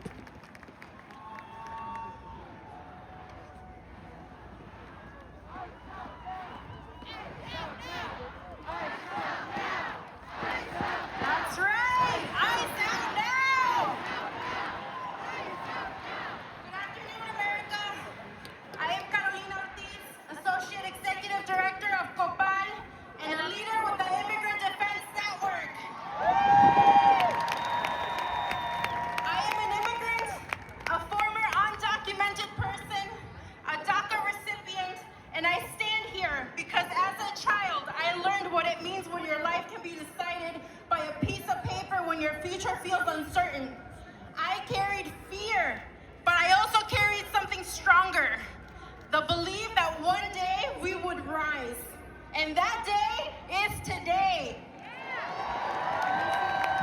So let me say this very clear. We are not the problem to solve. Immigrants are a blessing to this country. Say it with me. Immigrants are a blessing to this country. For too long, the story about immigrants has been written in fear. But fear is a poor storyteller because fear only knows how to divide. It cannot see who we really are. We are the hands that build. We are the hearts that care. We invest in this country even when it does not always believe in us. During Operation Metro Search, our communities were targeted, silenced, and criminalized. Families stopped going to work, to school, because even a normal day no longer felt safe. But even in those moments, we showed up and we protected one another. And across Minnesota, we built something powerful. Together, we trained over 33,000 constitutional observers, neighbors who stood in our communities, watching, documenting, and saying if they come for one of us, they will have to face all of us. This is what courage looks like. This is what people power looks like. This is organized, collective love in action. So look around you. People choosing each other again and again, standing shoulder to shoulder, not divided by fear, but united by purpose. That is right here.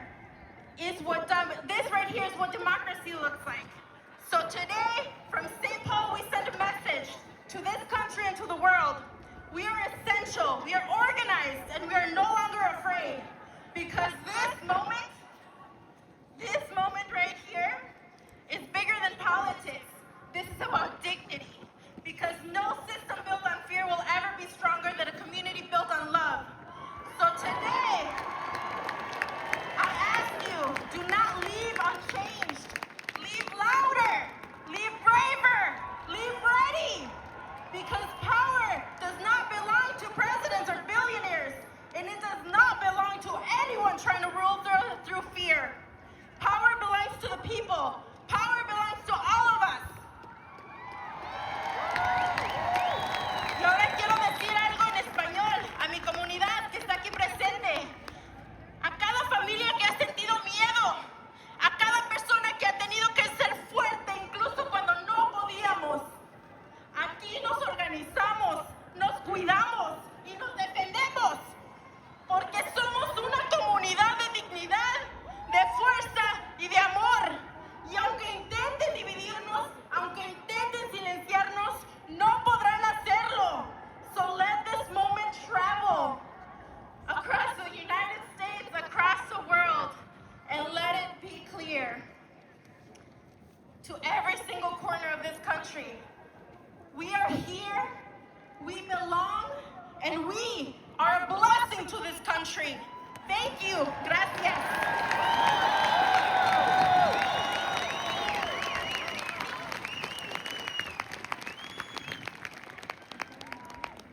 Hello, Minnesota!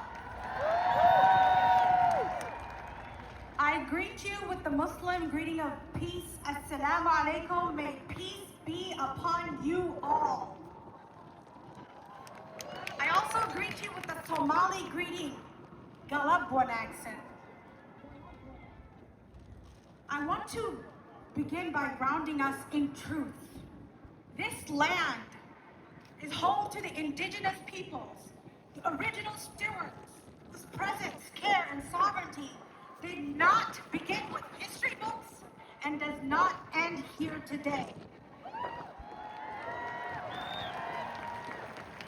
We must also acknowledge our African American sisters and brothers whose ancestors were forcibly brought here through slavery and who build, shape, and sustain this country through generations of struggle, resistance, and brilliance, and who are still waiting for justice and reparations.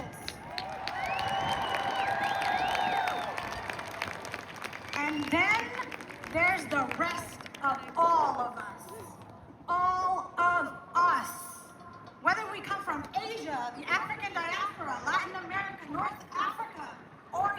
quote. We are all immigrants in this land. Many of us are here because of movement, whether by choice, by force, or by necessity.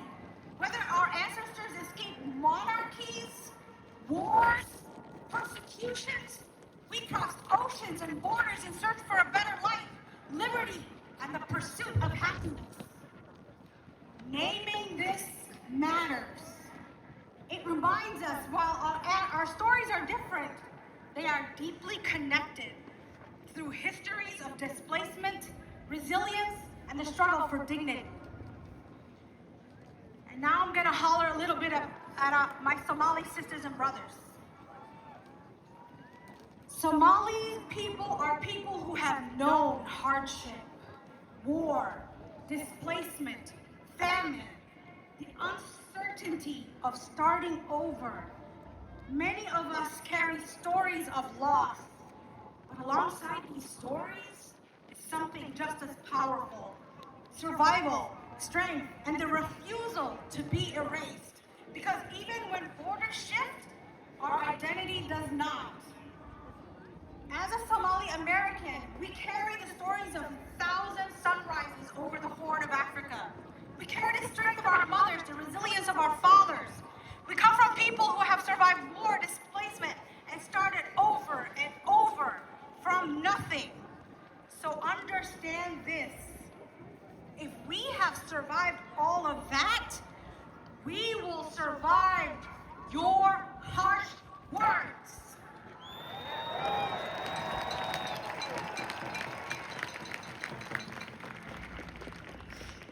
As immigrants, we rebuild, we adapt, we learn new languages while teaching our children our old ones. We contribute to the places that we arrive in with our labor, our culture, our ideas, and our very spirits. We stand as proof that identity can survive distance, that culture can survive disruption, and that people can rise again and again under the warmth of other suns and the cold of Minnesota winters. What we ask is simple: the right to hold on to who we are while becoming a part of where we are. The right to belong without having to erase ourselves. Because when immigrants thrive, our communities grow richer, not just economically, but culturally, socially, and morally.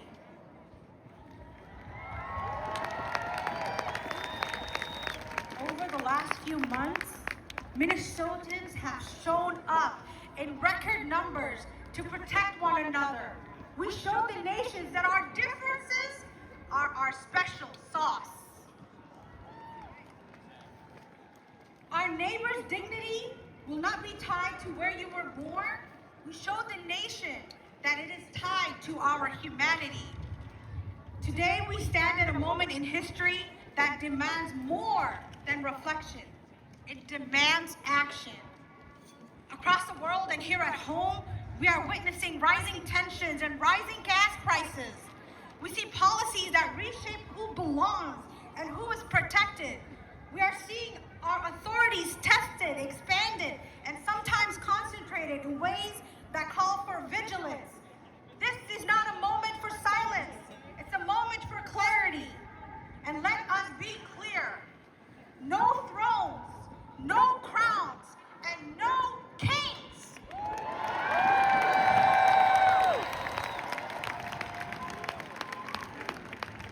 So America, Minnesota, what do we do after this moment? That is what counts. We must act with urgency. You must widen the circle. Bring more voices to the table. Invite more communities into the conversation. Look around you. Who is missing? Bring them into the circle. We attend community meetings. We contact our elected officials. We advocate for policies that protect immigrants, refugees, and all marginalized communities. For policies that allow us to put food on the table and a roof over our heads. We organize, we participate, and we show up. And Minnesota, we showed the country that that is what we do.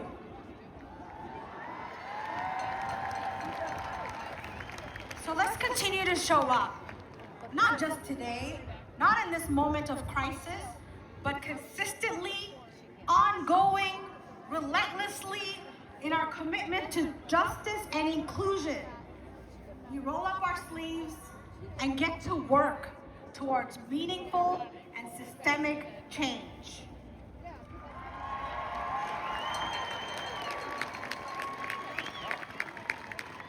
Hi everyone. Nhớ xong, bây giờ chào mừng công ty vào hậu của St. Paul Mayor. I want to welcome everyone in St. Paul here, communities across Minnesota, and all across the nation. As the mayor of our beautiful capital city, I welcome you. Today we stand up to declare that 250 years later, that this is a land without a ruler, and we are a people without a king. Donald Trump tried to make an example of Minnesota. Get in Trump's way and he will do to you and your community what he did to our beloved Twin Cities. But I tell you, do not be afraid. Trump and Kristi Noem illegally sent thousands of masked, unaccountable agents to occupy our streets for months. And like so many of Donald Trump's other ventures, he failed. We delivered groceries to neighbors, raised funds, protested, and stood vigilant so that our children could go to school without fear of abduction. Because of our solidarity, Minnesota became the model of resistance for the country. My grandfather fought in the secret war for America, a country he had never set foot in, because he believed in democracy and freedom. My family fled this war as refugees to bring their children to a country where they would be free from tyranny and oppression. They could never imagine their children would end up living in an occupied city, too afraid to open their blinds and leave their homes. The occupation our community experienced is not who we are or should be as a country. I shouldn't. You shouldn't. Your children should not have to carry around their passports in fear of unlawful detention. We are not defined by the tragedy we experience, but by how we respond to it. Donald Trump, your actions speak for who you are, and the chaos of your lawless agents is yours to bear. St. Paul and Minneapolis have shown that strength comes from the people, not from a king. The lessons we learned, the unity we built, the communities we created during this crisis will endure. We know who our neighbors are, and we will always stand with them in power and in love.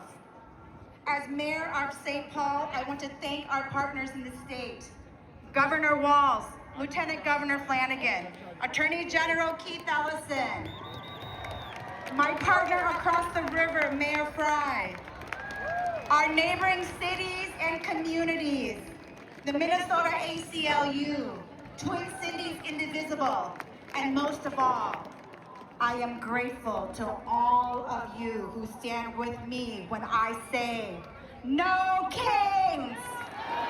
Thank you!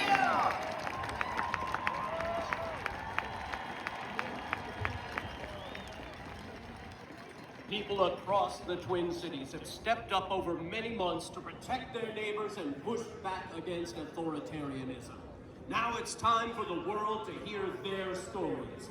Give a warm, no kings welcome to Flannery Clark, Nick Benson, Natalie Arrett, and Nikim Levy Armstrong.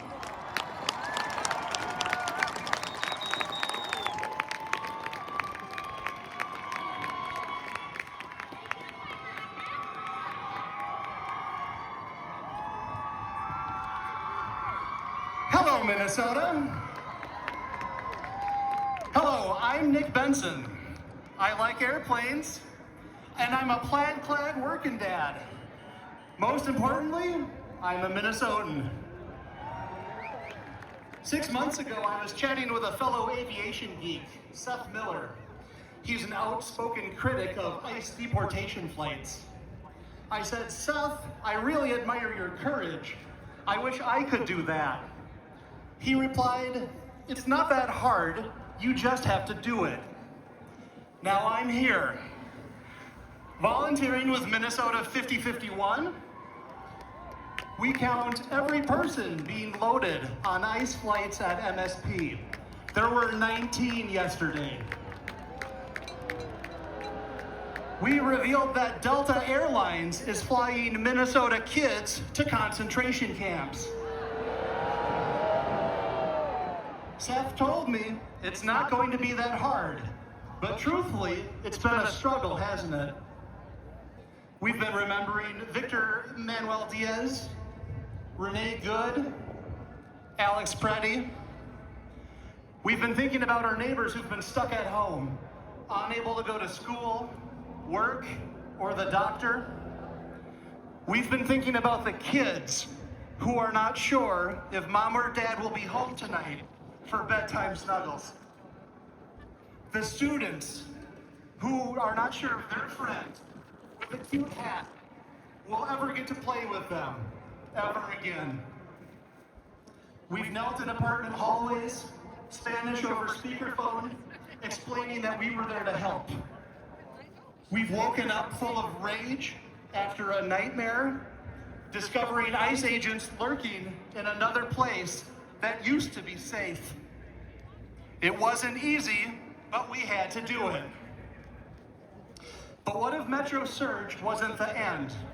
What if it was just the beginning? What if the upcoming year is worse than the year before? Silent businesses, complicit institutions, and cowardly politicians keep failing us, but you don't have to. My fellow Minnesotans, I'm giving each one of you here today explicit permission to act with courage. It's not that hard, you just have to do it. Be the neighbor that Mr. Rogers knew you could be. Be a helper. When the government fails to meet our needs, we meet them ourselves. We feed each other, clothe each other, and care for each other. We keep us safe. So when others are silent, speak up. Stand up for healthcare, education, childcare, and housing. No kings is a great start, but we also need to be done with cowards. When I say no kings, you say no cowards. No kings. No cowards. No kings. No cowards. I love you, Minnesota. Fuck ICE.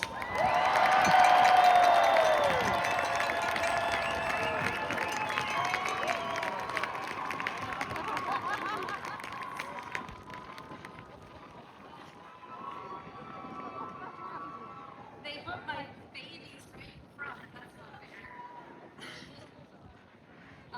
I probably should have prepared more for this. This is so outside of my comfort zone, but that's partly intentional because what Haven Watch did, what Minnesotans did when faced with injustice wasn't comfortable. It wasn't organized or well rehearsed.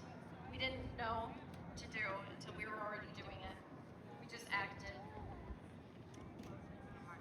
Haven Watch began on January 12th when I took my 11 and 21-year-old sons to the Whipple Federal Building, where people were being released from detention. I took them to see the protests there and to learn how to use their voices and their bodies to stand up. At one point, my 21-year-old son went off on his own and called from his phone shortly after.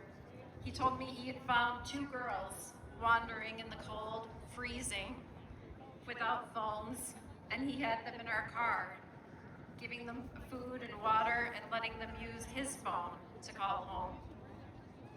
My son Jack did that night what Haven has done every day and night since then.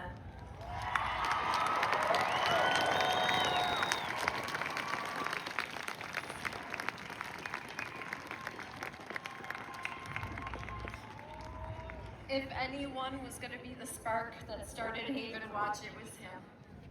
3 years ago, Jack was diagnosed with brain cancer his senior year of high school, and he went through more in that year than many of us will in a lifetime, and nearly died more than once. He has always been kind, but that experience changed him. He understands now what most of us don't, how short life can be, and how important true human connection and kindness is. While I don't wish his forced perspective on any of you, I think we can learn from it. Don't walk past suffering. Act, even when it's not easy. Because that's what he did, and that's what Minnesota did, and that's what our incredible volunteers did. They paused their lives, mostly strangers, and showed up to stand and watch at a gate. Minnesotans acted on behalf of each other without a plan or regard for their own safety or comfort or even lives. We acted for each other, and that's something we should expect from ourselves every day. There's nothing extraordinary about me or Haven Watch. Sorry, guys. And I mean that in the best way possible, because it means what we did is something anyone could do. Don't notice the small everyday opportunities to show kindness that are so easy to ignore, and don't ignore them. While ICE's presence in Minnesota may be less visible, the struggles of many in our immigrant communities are no less real. Their need for continued support and care is real. It doesn't stop when the attention fades, and it requires us to keep showing up. The only reason I did this, and I'm up here incredibly nervous and uncomfortable, is because I hope people here can see themselves in what we did and say, I could do that.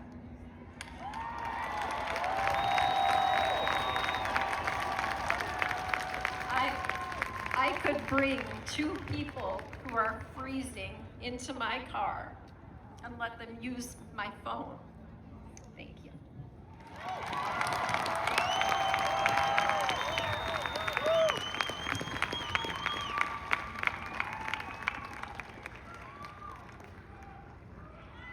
How y'all doing out there? I'm Nikim Levy Armstrong, civil rights attorney, activist, and someone standing firmly against authoritarianism, tyranny, and fascism of the Trump administration.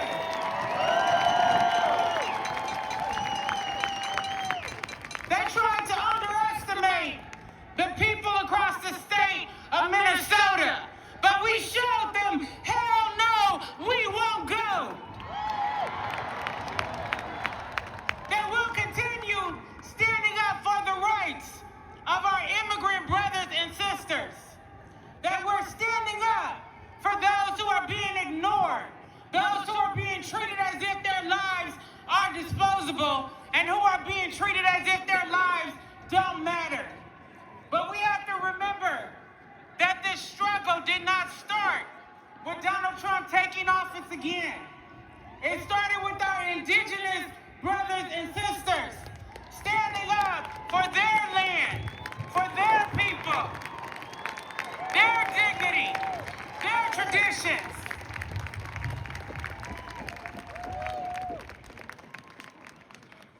And I'm here standing on the shoulders of the black women and the black men and children who came before me. Harriet Tubman, Rosa Parks, Fannie Lou Hamer, Sojourner Truth,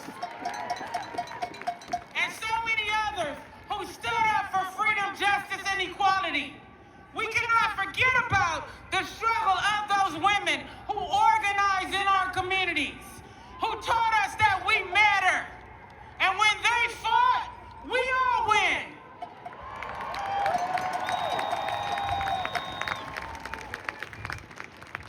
I want to lift up one of my comrades, Monique Colors-Doty, co-founder of Black Lives Matter Minnesota. Also, co-founder along with myself and Jaylani Hussein of the National Target Boycott. The National Target Boycott started right here in Minnesota, where Target is headquartered, and two of us are black women who shopped at Target before we saw Target capitulate to Donald Trump and align itself with authoritarianism. We decided that it was time to hold a hometown company accountable for their actions. When they decided to roll back diversity, equity, and inclusion, we the people decided to roll back our dollars and shop elsewhere. I don't care what mega pastors they sent from Atlanta or the two stooges with them. The Target boycott continues.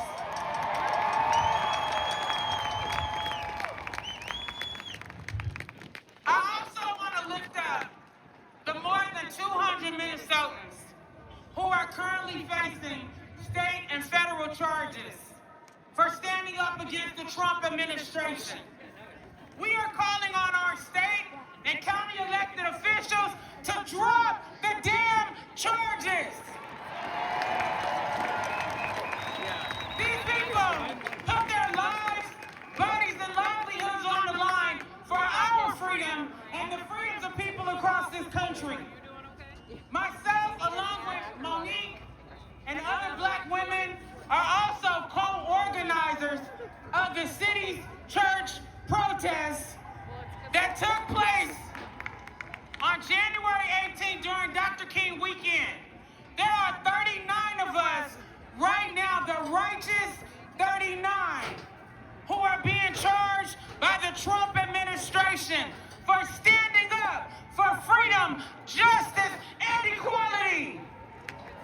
We need to stand behind those of us who are calling out ICE, fascism, tyranny, and authoritarianism on behalf of the people, standing up for our immigrant neighbors, standing up for Renee Good, standing up for Alex Preddy, and calling for justice.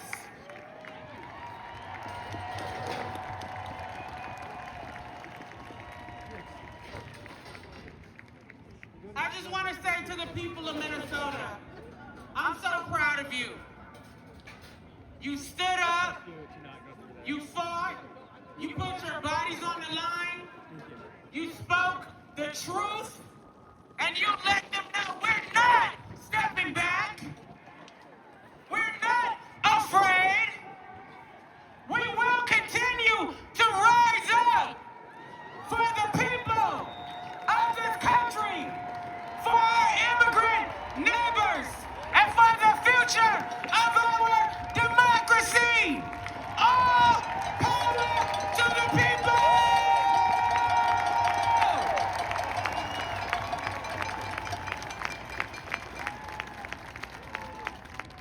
My name is Flannery Clark. I'm from the south side of Minneapolis. And for 117 days and counting, I've been wearing this whistle around my neck. I have no plans to stop anytime soon. I'm here representing tens of thousands of ordinary Minnesotans who, when faced with masked and armed ICE thugs abducting our neighbors, said, "Not here, not now, not ever."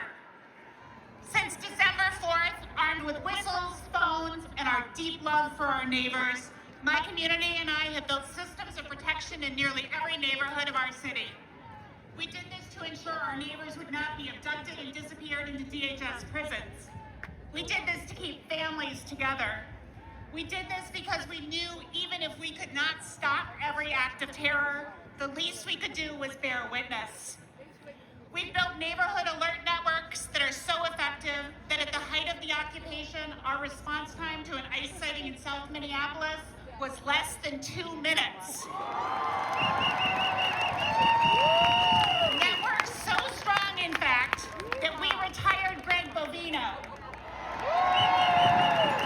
And we cost Kristi Noem her job. Simultaneously, we created a mutual aid infrastructure that has paid over $10 million in rent, taken thousands of kids to and from school, and delivered meals for countless families. There were thousands of us in the streets in early December, and after our neighbor Renee Good was murdered by ICE on January 7th, there were tens of thousands. We know what happened to Renee and Alex because of the observers and responders who filmed state violence at great risk to themselves.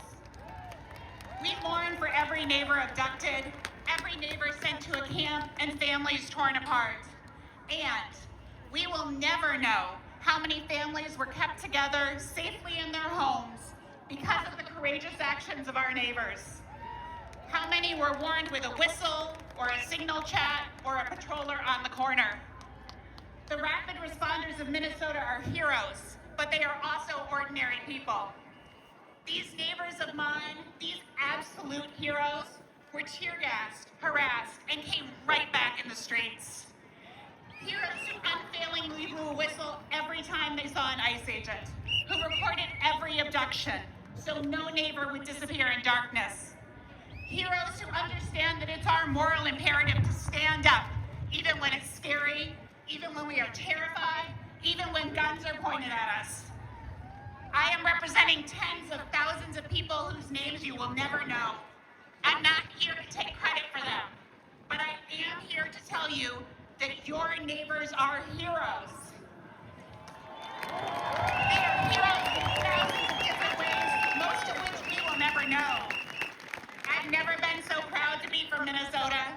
I am so proud to have seen us step up and become the community we have always needed, to build the world that we know we won't ever stop fighting for.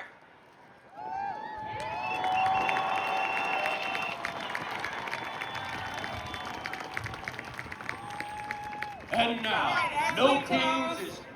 I'm gonna do one quick chant. Who keeps us safe? Who keeps us safe? Who keeps us safe? Who keeps us safe? All power to the people! And now, No Kings is proud to welcome to the stage Senator Bernie Sanders.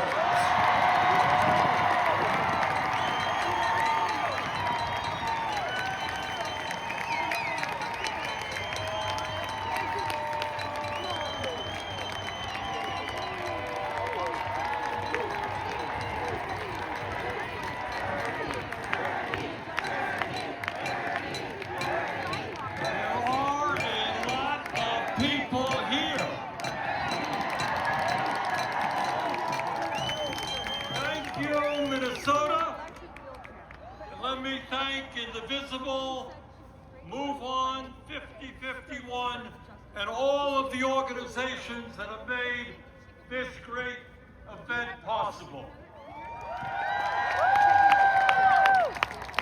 And thanks to the millions of Americans from our smallest towns to our largest cities in every state in our country who are gathering today at thousands of rallies.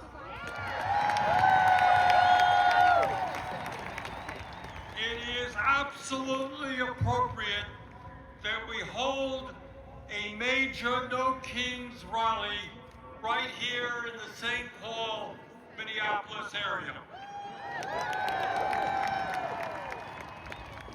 When historians write about this dangerous moment in American history, when they write about courage and sacrifice, the people of Minnesota will deserve a special chapter for themselves.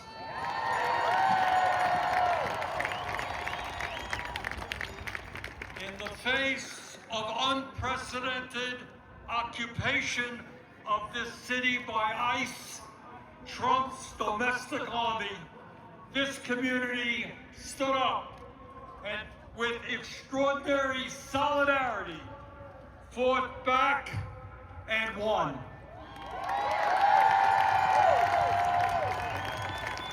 Minnesota showed the American people, and in fact the world, what democracy is about, what grassroots activism is about, and what standing up for the American ideals of freedom and justice is about. I want to thank my colleagues, Amy Klobuchar and Tina Smith, for their leadership in the Senate on this issue. And today, we remember and honor two brave Americans, Renee Good and Alex Preddy, who lost their lives in the struggle. And we promise their families and their friends that these two heroes will not have died in vain.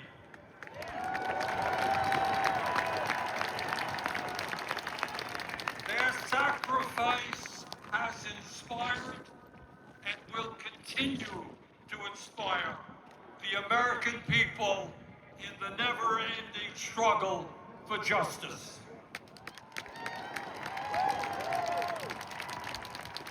As all of you know, we are living in an unprecedented and dangerous moment in American history. In many ways, the future of our country, and in fact the entire world, is hanging in the balance. And the actions that we take now will determine what the future looks like. The choices that we face are clear. In the wealthiest country in the history of the world, at a time of massive breakthroughs in technology, we now have the opportunity to create a nation in which all people can enjoy a dignified standard of living, where we wipe out bigotry and hatred, and where all of us can live in peace and participate in a vibrant democracy.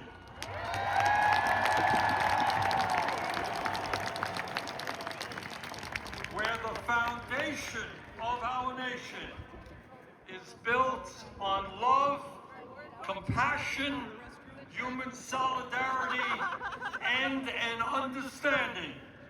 As your great former Senator, the late Paul Wellstone, said, we all do better when we all do better.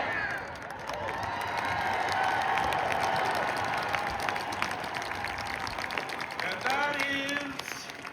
that is one vision for the future, a vision that, in my view, the vast majority of the American people share. But there is another vision out there as well, a darker vision. It is a vision which says that we must give up on democracy, that we are too stupid and inept to govern ourselves, and that we must put more and more power into the hands of one man. It is a vision that says we should accept an economy in which a handful of oligarchs have unbelievable wealth, while the vast majority of our people struggle to put food on the table.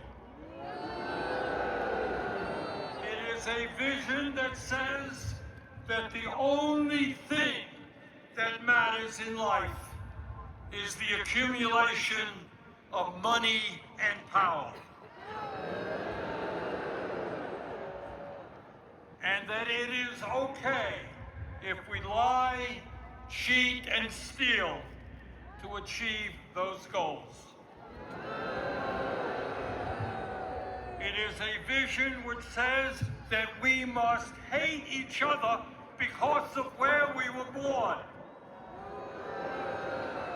Hate each other because of a different language that someone speaks. Hate each other because of the differences in the color of our skin, or our religion, or our sexual orientation. It is a vision that foments hatred and hatred and hatred, division, division, and division.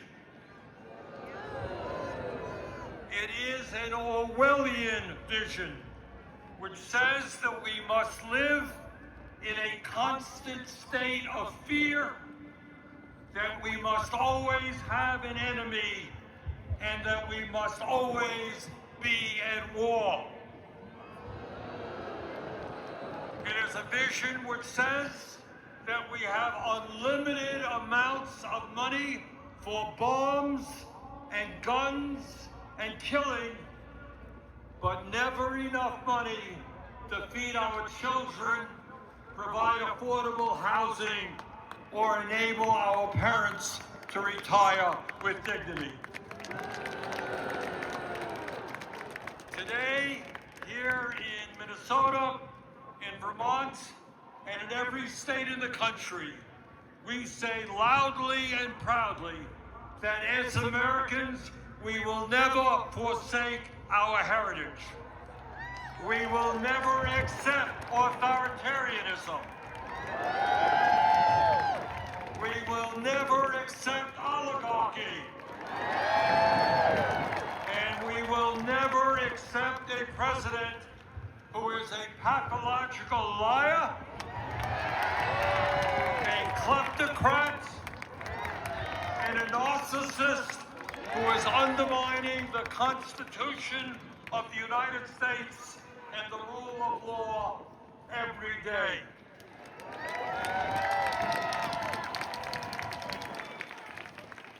We will never accept government policy that gives massive tax breaks to billionaires, throws 15 million Americans off the health care they have, breaks unions, denies women the right to control their own bodies, and is pushing the planet closer and closer to a climate crisis. In the last year, I must confess, I've been thinking a lot about American history, about the men and women in 1776 who, with unbelievable courage, announced to the world that they would no longer be ruled by the King of England, who had absolute power over their lives. These patriots demanded freedom, and they fought a bloody revolutionary war against the most powerful military in the world to achieve that freedom. And they won.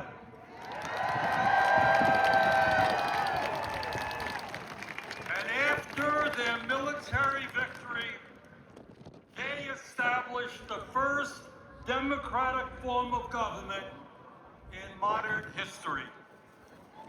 In 1789, they said loudly and boldly to the entire world, here in this new nation of America, we don't want kings.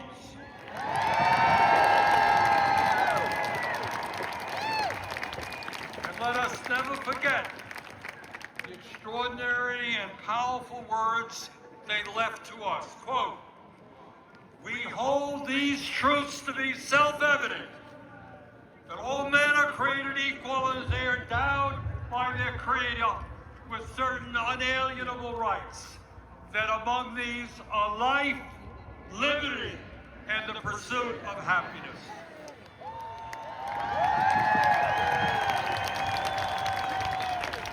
And today, in 2026, our message is exactly the same.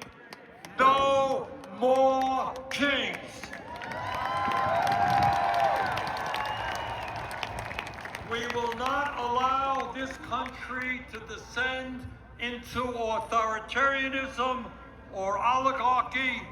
In America, we the people will rule.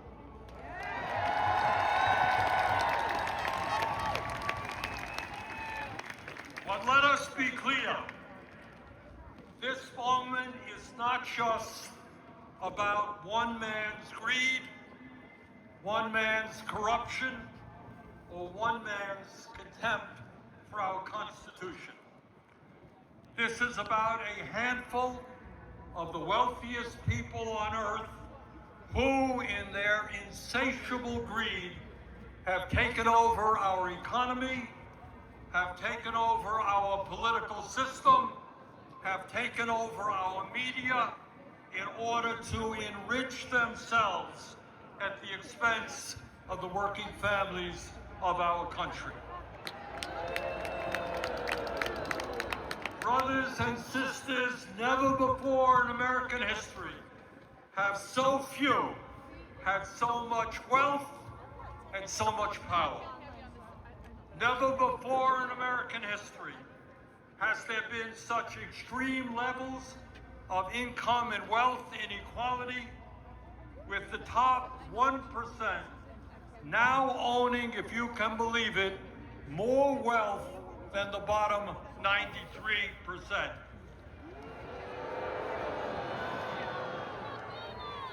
Never before in American history had we seen the super rich expand their wealth so rapidly. Last year alone, after receiving the largest tax break in history, 938 billionaires in America, fewer than 1,000 people, became $1.5 trillion richer. And our president, honest Donald Trump, became over $1 billion richer himself. Never before in American history have we seen a ruling class within a corrupt campaign finance system spend so much money to buy politicians. In the coming midterm elections, the billionaires will spend many, many hundreds of millions of dollars to make sure that government continues to work for them and not working families. Meanwhile, while the richest people in America become much, much richer, 60% of our people here in Minnesota, in Vermont, and all over this country are living paycheck to paycheck, struggling to put food on the table, struggling to pay their rent and their mortgage, struggling to pay for child care and education, and struggling to put a few bucks aside for a decent retirement. In America today, tens of thousands of our people die every year unnecessarily because they cannot afford to go to a doctor. And unless we change how our economy works, our younger generation, our kids, for the first time in modern history, will have a lower standard of living than their parents. So today, we not only say no to Trump's authoritarianism, we say no to Mr. Musk, no to Mr. Bezos and Mr. Zuckerberg and Mr. Ellison and all the other multi-billionaires. You cannot have it all. We will create an economy that works for all Americans, not just the 1%.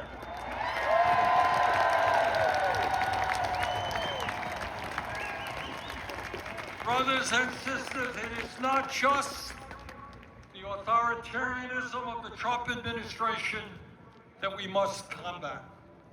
It is not just the oligarchs and their insatiable greed that we must combat. Now, as the news literally of today reminds us, we have got to stop the out-of-control militarism of the Trump administration, whether it is here at home in cities like Minneapolis and St. Paul or abroad.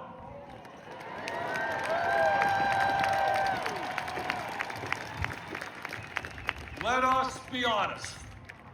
The American people were lied to about the war in Vietnam. We were lied to about the war in Iraq. And we are being lied to today about the war in Iran. This war must end immediately.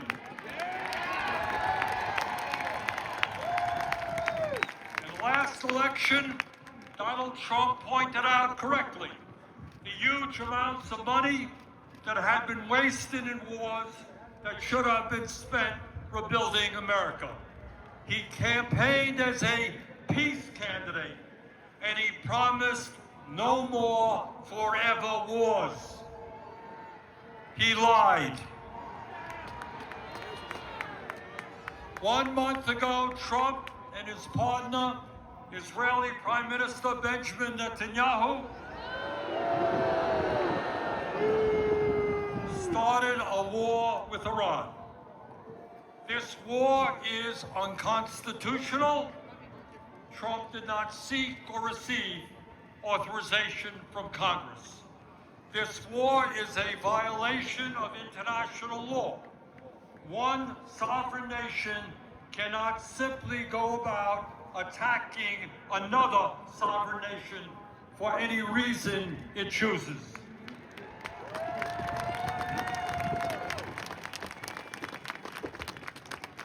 Since this war began, 13 American soldiers have been killed and hundreds have been wounded, including another 12 yesterday. In Iran, nearly 2,000 civilians have been killed and many more wounded, and 498 schools have been bombed by American and Israeli missiles. In Lebanon, more than 1,000 people are dead, and more than 1 million Lebanese people, 15% of their population, have been displaced from their homes. In Israel, 20 people have been killed and over 5,000 wounded. In the West Bank, Israeli vigilantes are burning down homes and killing Palestinians.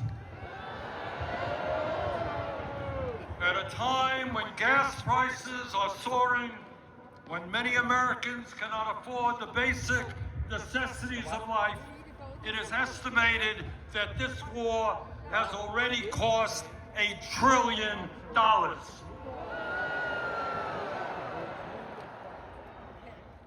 At a time when the American people are politically divided, there is one issue that is bringing us together.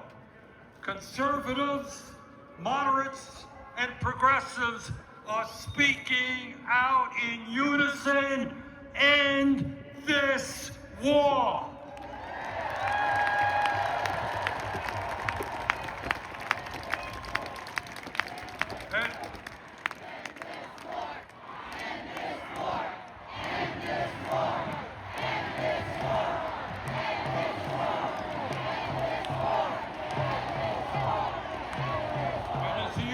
Senator, I want to just mention to you about what I intend to do about it. First, we have got to make sure that Congress does not send another $200 billion to fight this war. Trump's supplemental appropriation for the war in Iran must be defeated.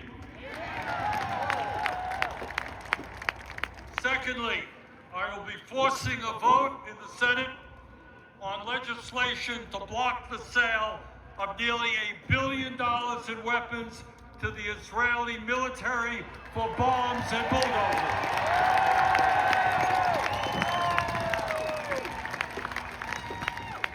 A nation, a government that has committed genocide in Gaza does not need more military support from American taxpayers.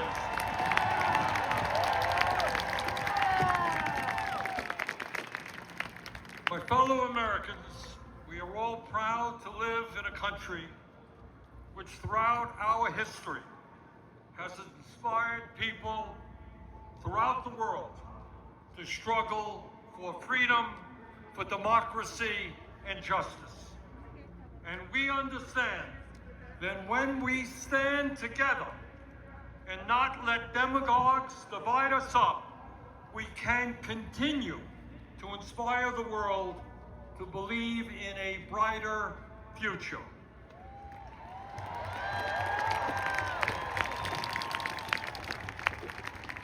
Yes, we can create a vibrant democracy by ending Citizens United and not allow billionaires to buy elections.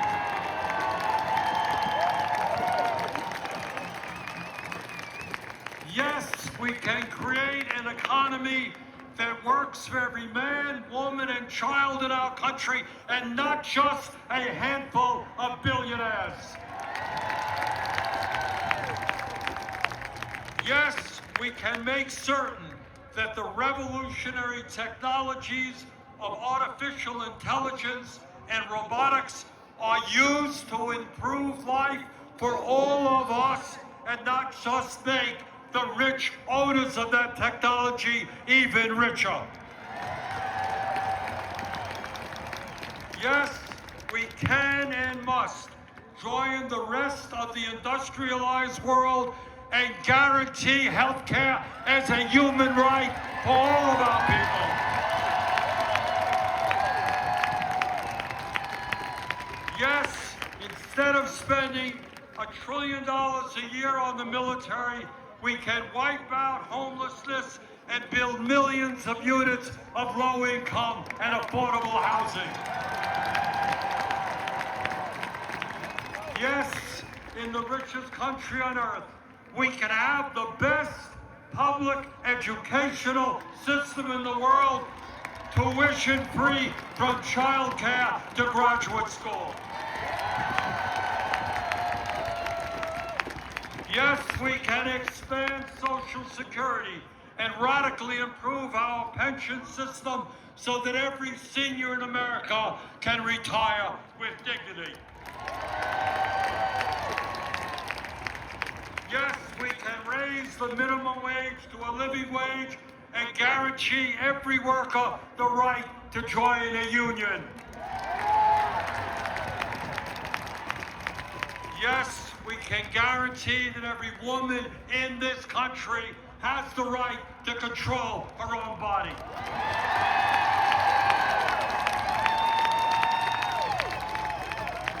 And yes, when billionaires are paying an effective tax rate lower than a truck driver or a nurse, we can and must make certain that the top 1% and large profitable corporations start paying their fair share of taxes.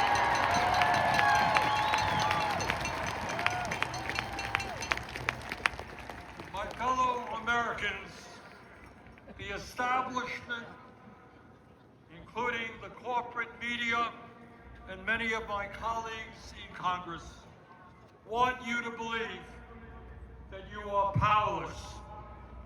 They want you to believe that you cannot change the status quo, that because of their wealth and their influence, there is nothing you can do to combat them. But that is a lie. Throughout the history of our country, when Americans have stood up and fought for justice, they have prevailed.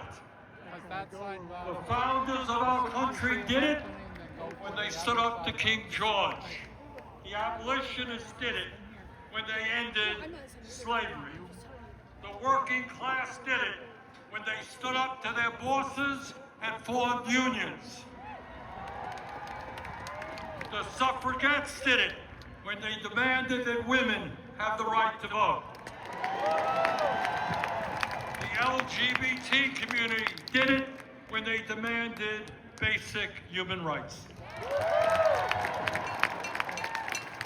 Time and time again, in difficult moments in American history, our people stood up, fought back, and won. They did it then, we can and will do it now.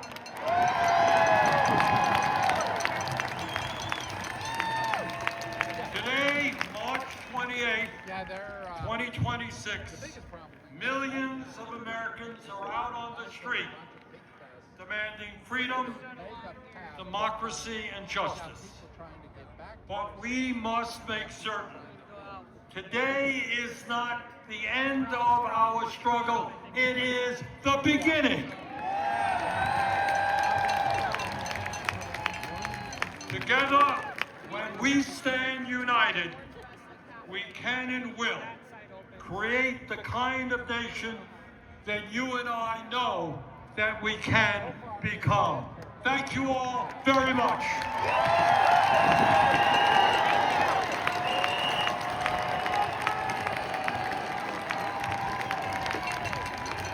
And now, please welcome to the stage, Congresswoman Ilhan Omar.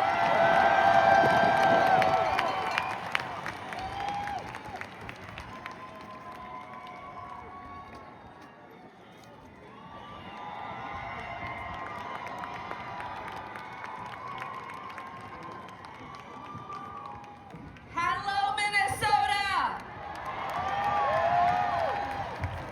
It is so incredible to be here with you all as you show the country just how courageous and dedicated and resistant we are.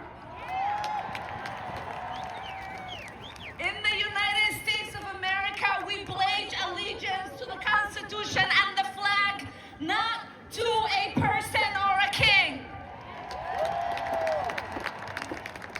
I came to this country as a refugee. To me, America was a beacon of hope. A place where freedom wasn't just a word, but it was a promise. I arrived here when I was 12 years old. I could have never imagined the day would come when we were staring down at this kind of creeping authoritarianism in the United States of America. But we are here because Donald Trump just has not chipped away at our democracy. He has taken a wrecking ball to the very foundation of what makes America great. He has tried to intimidate Minnesotans. He has tried to make us afraid. He has tried to divide us. But we stood strong.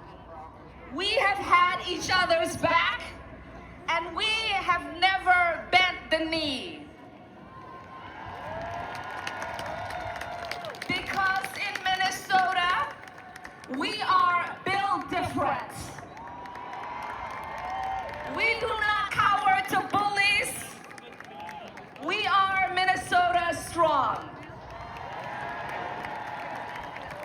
What we are seeing right now is bigger than what is happening here. Operation Metro Surge was just the tip of the iceberg. We are witnessing a full-scale assault on our rights, our institutions, and the rule of law. We have an administration that is openly and brazenly breaking the law and is acting like the Constitution is optional. And while they are doing that, they are shamefully and blatantly lying about every single thing they are doing. There were hundreds of millions of dollars in oil futures traded just minutes before a sudden reversal in U.S. policy towards Iran. This is not a coincidence, it is corruption. At DHS, we got a reckless spending spree, planes, vanity projects. It's like a billionaire's midlife crisis, except the American people are paying for it. While the Pentagon keeps failing its audits year after year, somehow they are able to find the budget for a steak and lobster. And we know that what Trump calls strength is his idea of liberating women in Iran is to bomb and murder school children. They are pushing for the SAFE Act to disenfranchise millions of voters because they know they are not going to win a fair election. They are floating an illegal takeover of places like Cuba and Greenland like it is some kind of a real estate deal. And under the so-called anti-war president, we have now seen the launching of military operations in Iran, in Venezuela, and in Ecuador.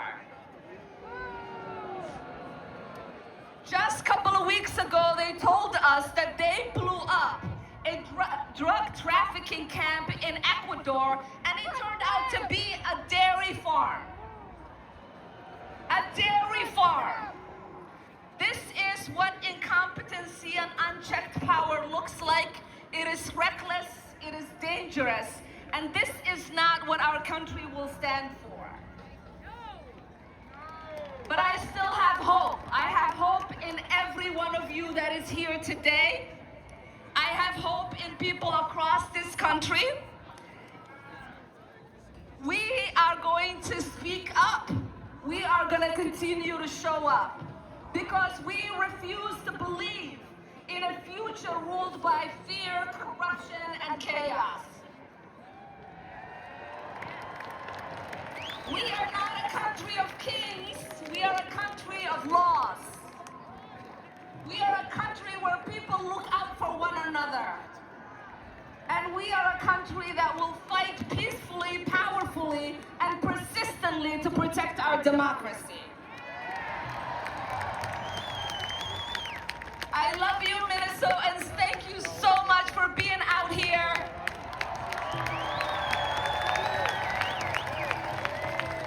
And now it is my honor.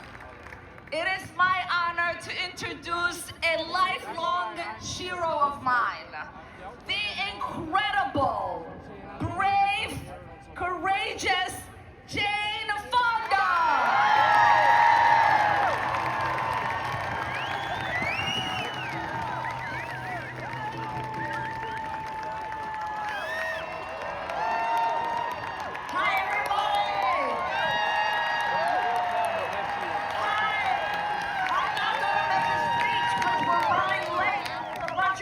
Who have to catch planes. Let me just say thank you,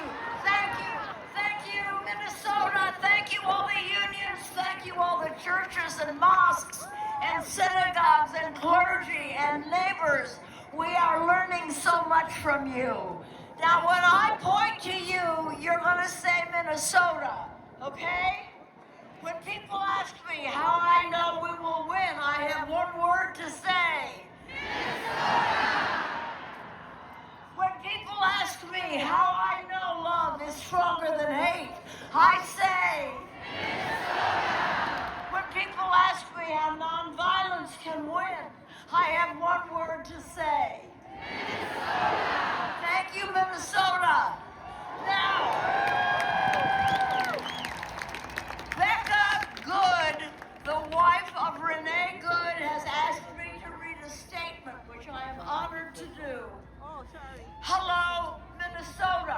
from Becca Good. I'm so proud to call Minneapolis my home. I can't stop talking about how absolutely beautiful it is to see how Minnesota shows up for its people. I want to say thank you for how you've shown up for me, how you've shown up and shown out for all the people victimized by this horrible moment in history. So many people have reached out to me and surrounded me with safety and care. And I know I am not alone in feeling in awe of your generosity.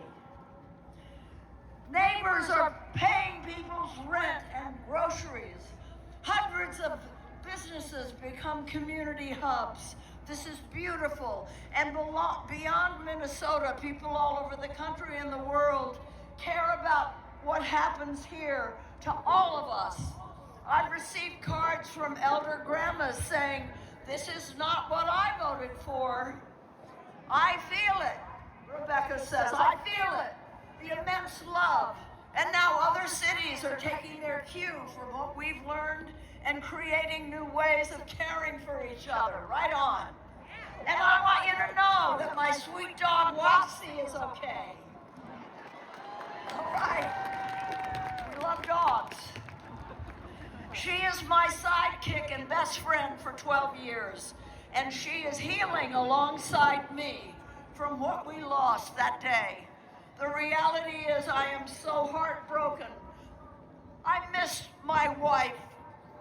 The world now knows that my wife sparkled with sunshine and shone with kindness that is unmatched. We were robbed of an incredible human. It has made people pause and take a breath and have to choose sides. We choose the side of love. Yes.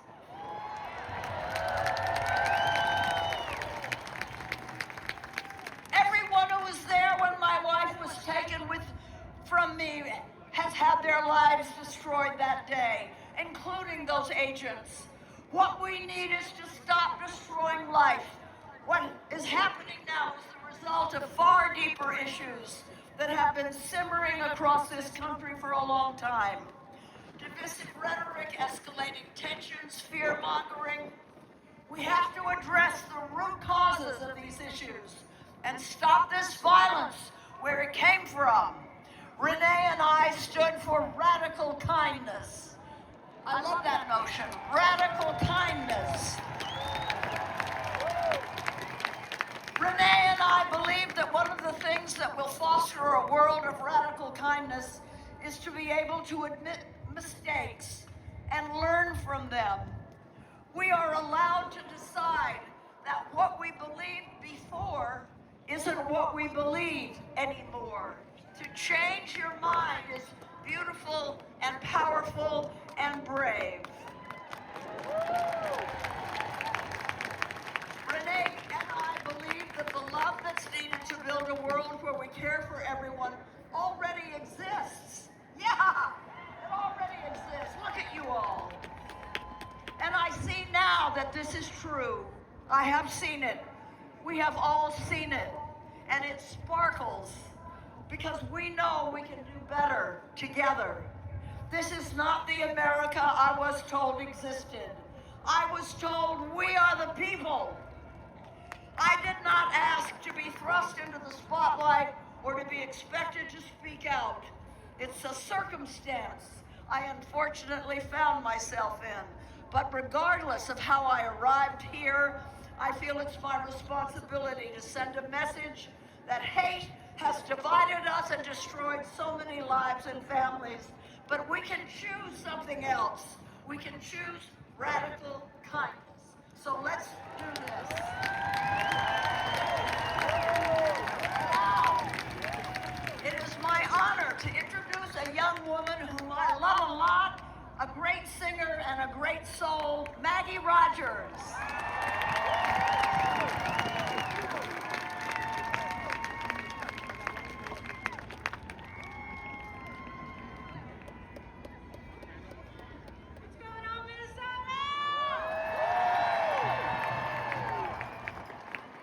I have been so inspired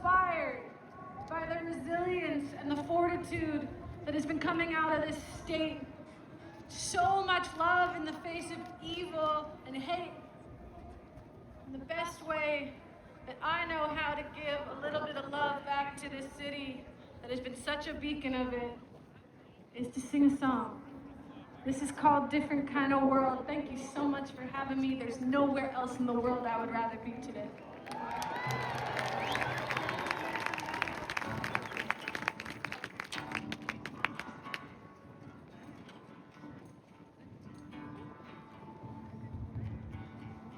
One more song, I'll sing a song and make it a song for peace. Though we all may carry on, may we do so decently. My hands are shaking, palms are sweating, thinking about the state of the world. When we're at it all together, it's a different kind of world. One more song, I'll write a song and know that it's for you. That new friend I haven't met with a different point of view. My knees are aching, back is breaking, thinking about the state of the world. When we're at it all together, I'm a different kind of girl.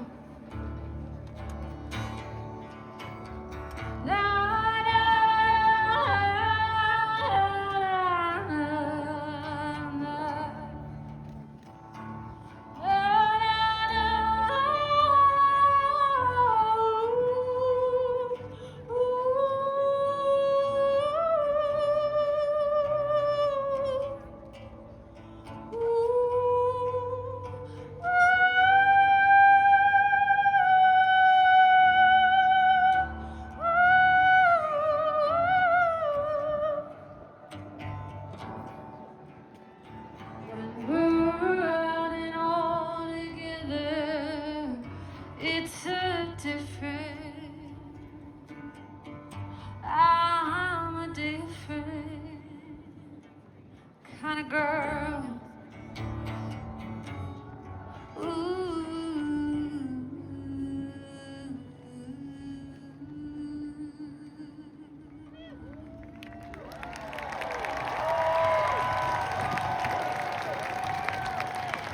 It's my honor to introduce to you a good friend of mine who's also one of my heroes. Please welcome the great Joan Baez.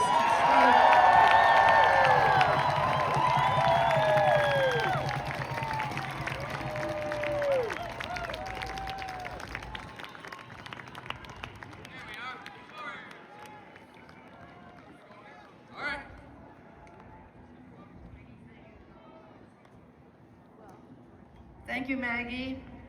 I'm honored to be standing in resistance with all of you today, on this stage, in this city, at this moment. For those of us who believe in the power of nonviolent resistance, and those of you who didn't, you have shown the way with your courage, determination, and decency. Thank you, Minneapolis.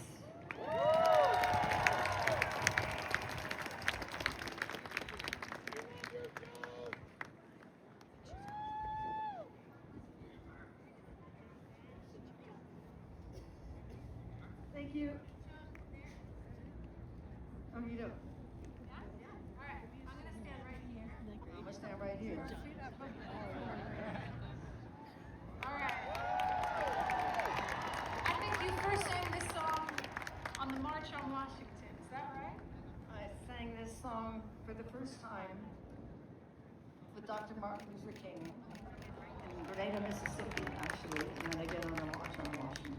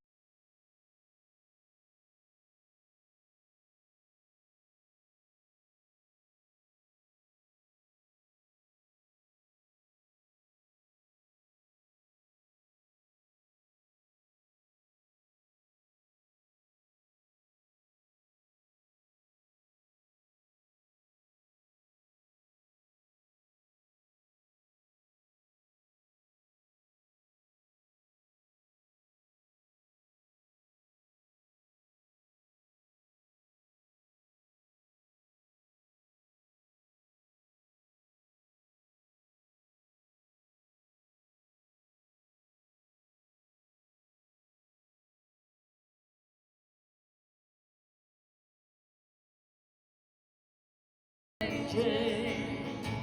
Make some noise for Tom Morello. Woo-hoo!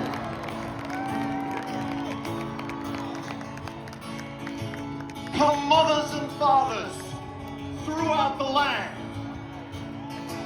and don't criticize what you don't understand. Minneapolis, Minnesota is beyond your command. Your old road is rapidly aging, so get the fuck out the way if you can't lend a hand. The times they are a-changing. The light is drawn, the curse is cast. The soul now will later be past, as the present now will later be past. The old is rapidly fading, yet the soul now will later be past, and the times they are a-changing. The times they are changing.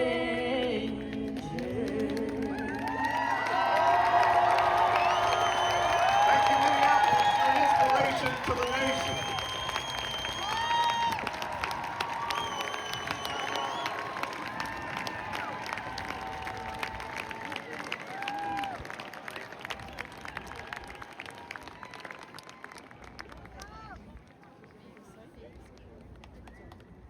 Thank you, thank you, thank you.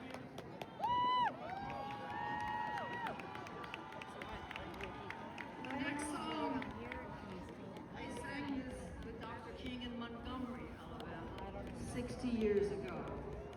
I'm deeply moved to sing it here today with two groups you all know.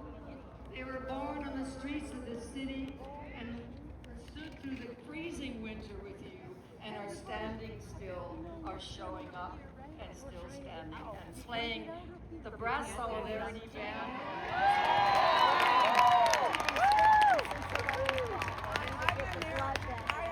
Formed spontaneously after the murder of George Floyd. It is the joyous celebration of the power of music.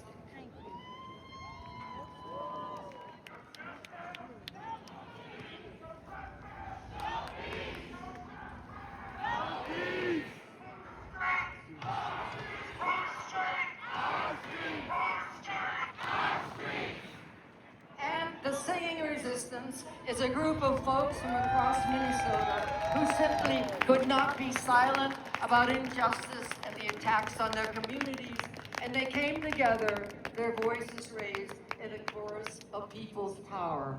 I'm proud to be with you all here today. And now, please join us. Oh, wonderful. Okay, do this next song.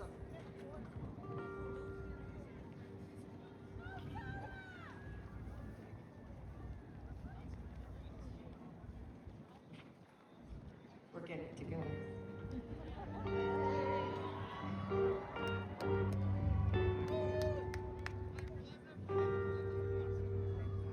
Ain't gonna let nobody turn me around, turn me around, turn me around. Ain't gonna let nobody turn me around.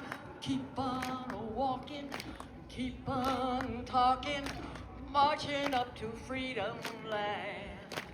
Ain't gonna let discrimination turn me around, no. Turn me around, no.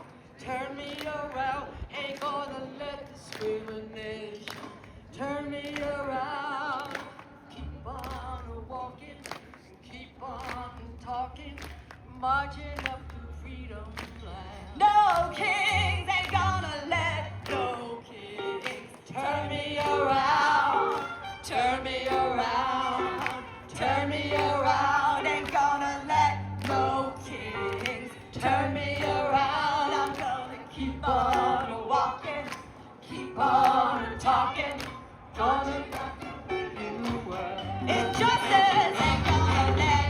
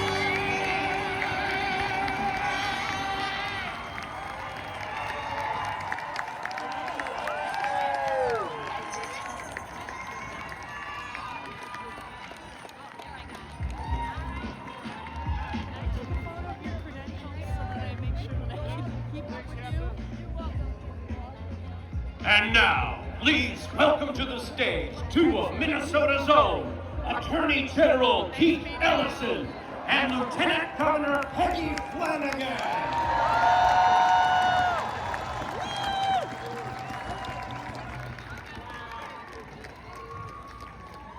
Oh, Minnesota! I'm so grateful to see all of you. Bonjour. Peggy Flanagan and Dishnakaz, Gishuevda McCoy Indigo, Guabagag and Akagdan Dunjaba, my anger no name. My name is Peggy Flanagan. My Ojibwe name is Speaks in a Loud and Clear Voice Woman. I'm a member of the White Earth Nation, and my family is the Wolf Clan. And the role of our clan is to ensure that we leave no one behind. And that's one of the reasons why I am so proud to be a Minnesotan. You have been showing the world with your own loud and clear voices what it means to leave no one behind. You know, I grew up on the margins. My mom needed food stamps, child care assistance, and Medicaid to afford it all. I am the descendant of Native people who have lived here since time immemorial, who were pushed from their homes onto the White Earth Reservation. And I am the great-granddaughter of a young girl who traveled here from Ireland at the age of 15. She sailed to this country with her younger siblings that she was responsible for. And that is my story, and everyone here has a story in how you got here today. For generations, powerful people have tried to silence us. And there are so many reasons why we shouldn't be here, why we shouldn't exist. But we are here because we are resilient.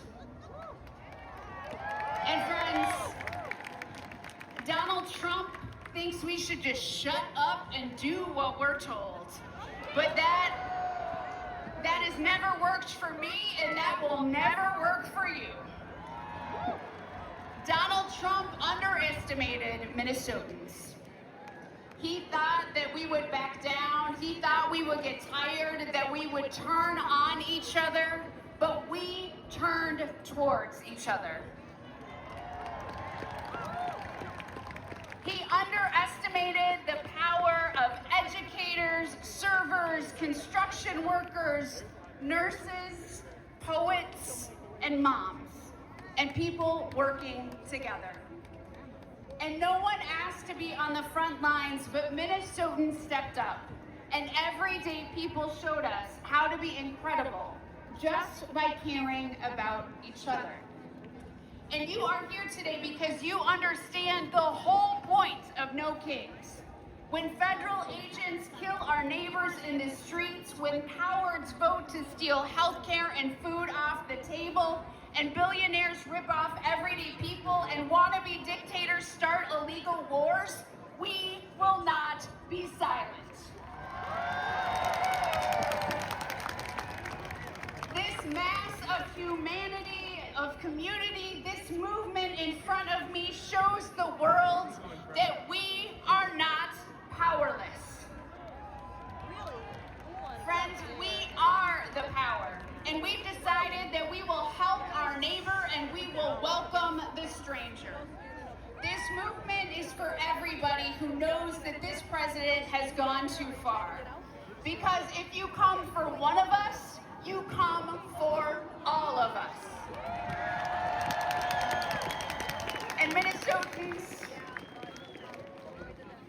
we are carrying a lot right now. Grief, anger, the weight of what has been done to our communities, done to our children, to our babies, and the heaviness of the lives that have been taken.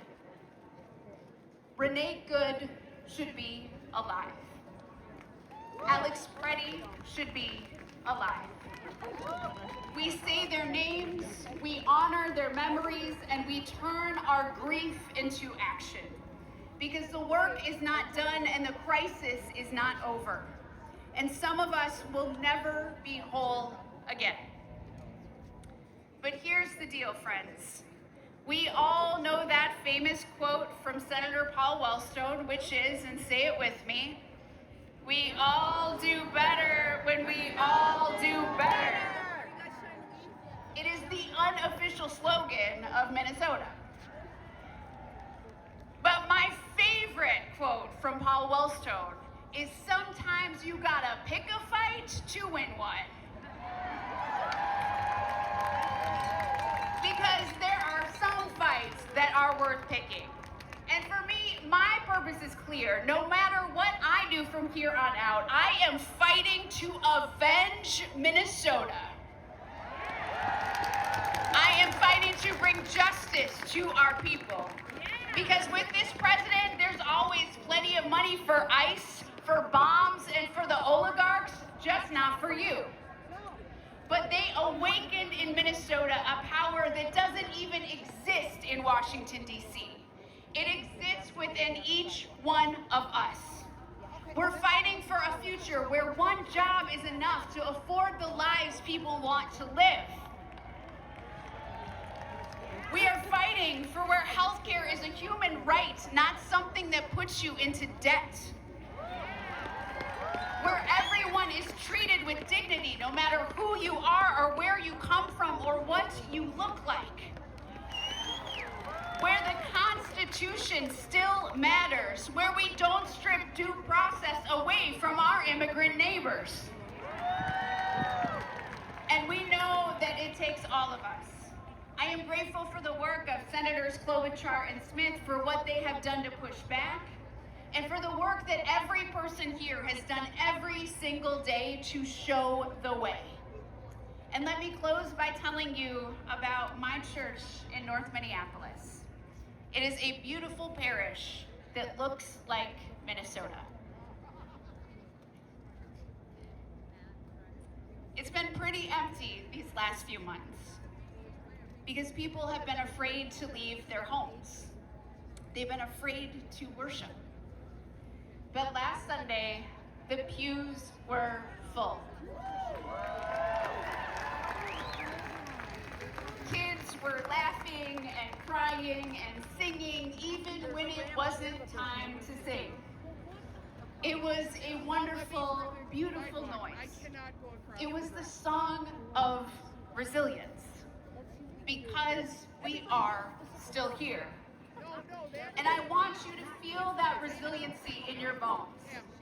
I want you to take a minute and I want you to look at each other. Like, really look at each other. Thank you. Thank you. Because we deserve better. We have everything we need to build the future that we want. We are what we need to build the future. And we are going to keep fighting until we get it. And I am honored and humbled to be your Lieutenant Governor. But more than anything, friends, I am grateful to be your neighbor.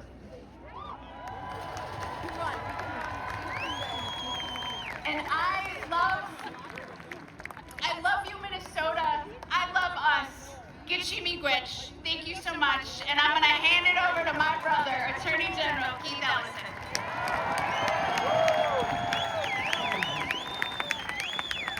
Hey, Minnesota, let me hear you. You know, brothers and sisters, last time I was here with you, right here, was June 14th. And it was hot outside. And earlier that morning, we had lost our beloved sister, Melissa Hortman, and her husband, Mark. And I just want to let you know that that loss has remained with me. I'm sure it's remained with you. And at this time, we also have to remember Renee Good, Alex Preddy. But I want you to keep in your heart and your prayers Victor Manuel Diaz, who died in custody. I want you to think about Liam Conejo Ramos. I want you to think about a young man named Julio Sosa Solis, who did not die but was shot. And I want you to think about all of us and the price that we paid in order to kick ISIS ass out of our state. And the lesson is very simple, friends. Freedom ain't free. And some of us have to pay the dearest cost for the sake of freedom. And we don't want them to pay it. We wish they would never have to pay it, but you can only get rid of tyrants, and you can only defeat tyranny if your love of freedom is so great that you will risk what you have to for your neighbors. That is what it is to me, a free society. That's what it means to live free. To be willing to go to the mat, go to the wall for the people you love and care about. But I want you to know, as your Minnesota Attorney General, that justice is not optional. Accountability is coming. And the names of our neighbors and loved ones will never be forgotten. You might have noticed that me and Mario Moriarty had to file a lawsuit last week. We're suing the federal government to make sure they give us the rest of the damn file. We're not going to let them hang on to the file, say they're not going to investigate, and that's it. It ain't it by a far sight. And I want you to know that we will never back down and we will never quit. You know, friends, I was in Alabama on March 7th with about 100 other Minnesotans, and we went down to Selma, Alabama, because in 1965, that is where inspiration lived. People of all colors and cultures came there, and they've been coming there ever since, because brave Americans stood up for the right for all Americans to vote. And by that August, we passed the Voting Rights Act, and that by that October, we passed the immigration bill that allowed people to come to America who were not from Northern Europe. Did you know that? So we call it Bloody Sunday. And people were injured and and Reverend James Reed didn't survive that interchange. They didn't make it. Thugs and killers and racists killed them. But we still fought for everybody to vote, right to vote, and everybody's right to come to America. And we won those rights. And now, friends, all of those rights are under attack right now. Every right we fought and won is under attack right now. And in Alabama, those people, when I told them I was from Minnesota, I probably said I'm from Minnesota, they all applauded. Not for me, but for you. Because in 2026, inspiration lives in Minnesota. If you want to stand up for justice, if you want to be inspired by the noblest and best ideals of all humanity, you got to come to Minnesota.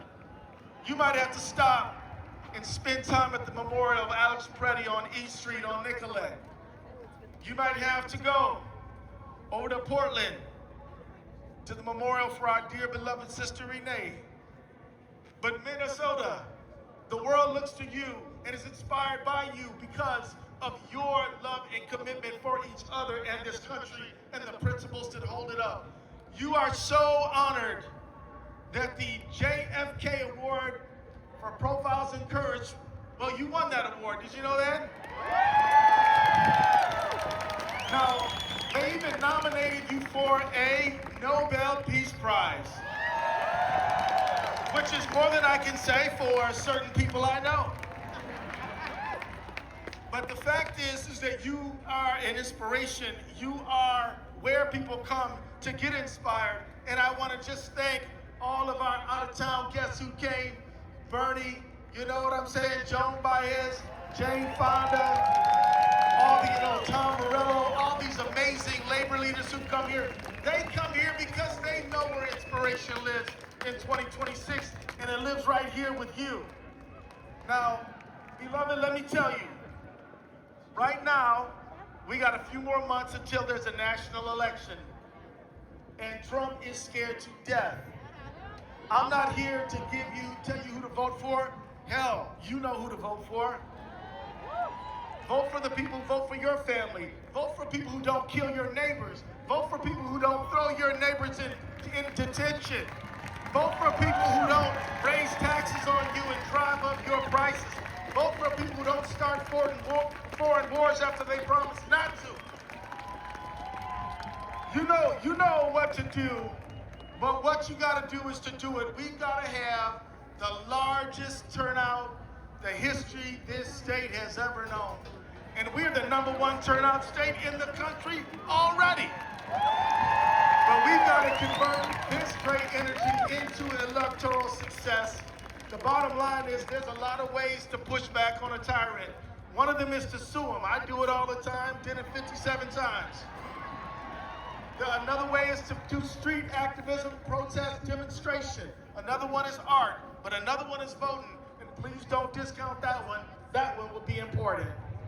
We got, in part, we got into this mess because of an election, and we're gonna help get ourselves out of it through an election. Now let me wrap up by saying that we've gotta be real clear. It wasn't just the election that got us here. It was a set of decisions made over the course of the last many decades where some leaders in both parties, my friends, did not put the working class people of America first. And we have got to say that we absolutely demand free and fair elections and will stand for them. We got to demand leaders who will stand up for our democracy. We got to demand to keep dark money out of these elections.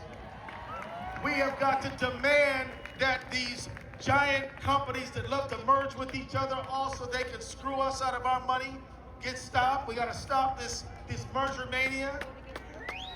We have got to demand a free and a fair economy. We've got to get collective bargaining going again. We've got to raise the minimum wage. We got to have universal single-payer health care for all. Because it won't do just to get rid of one bad guy and then 4 years later get another one. because we haven't done what we needed to do to solidify shared prosperity in America. So, beloved, let me just say as I wrap up, on behalf of me and my dear sister, Peggy Flanagan, love this lady. She is the best. Give it up for Peggy, y'all. I want us to think about a new birth of freedom for this country.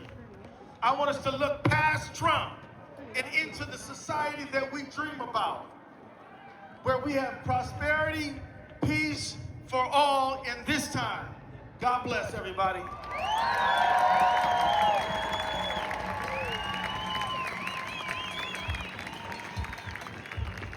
Before we continue, we have a public service announcement.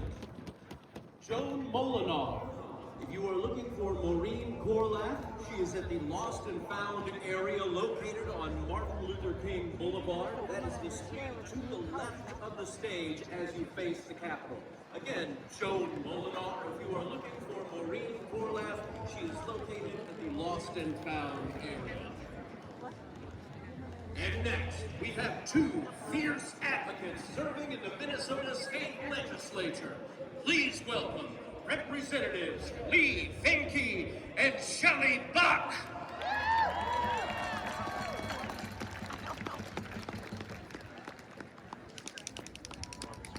Hello, sorry that took a while.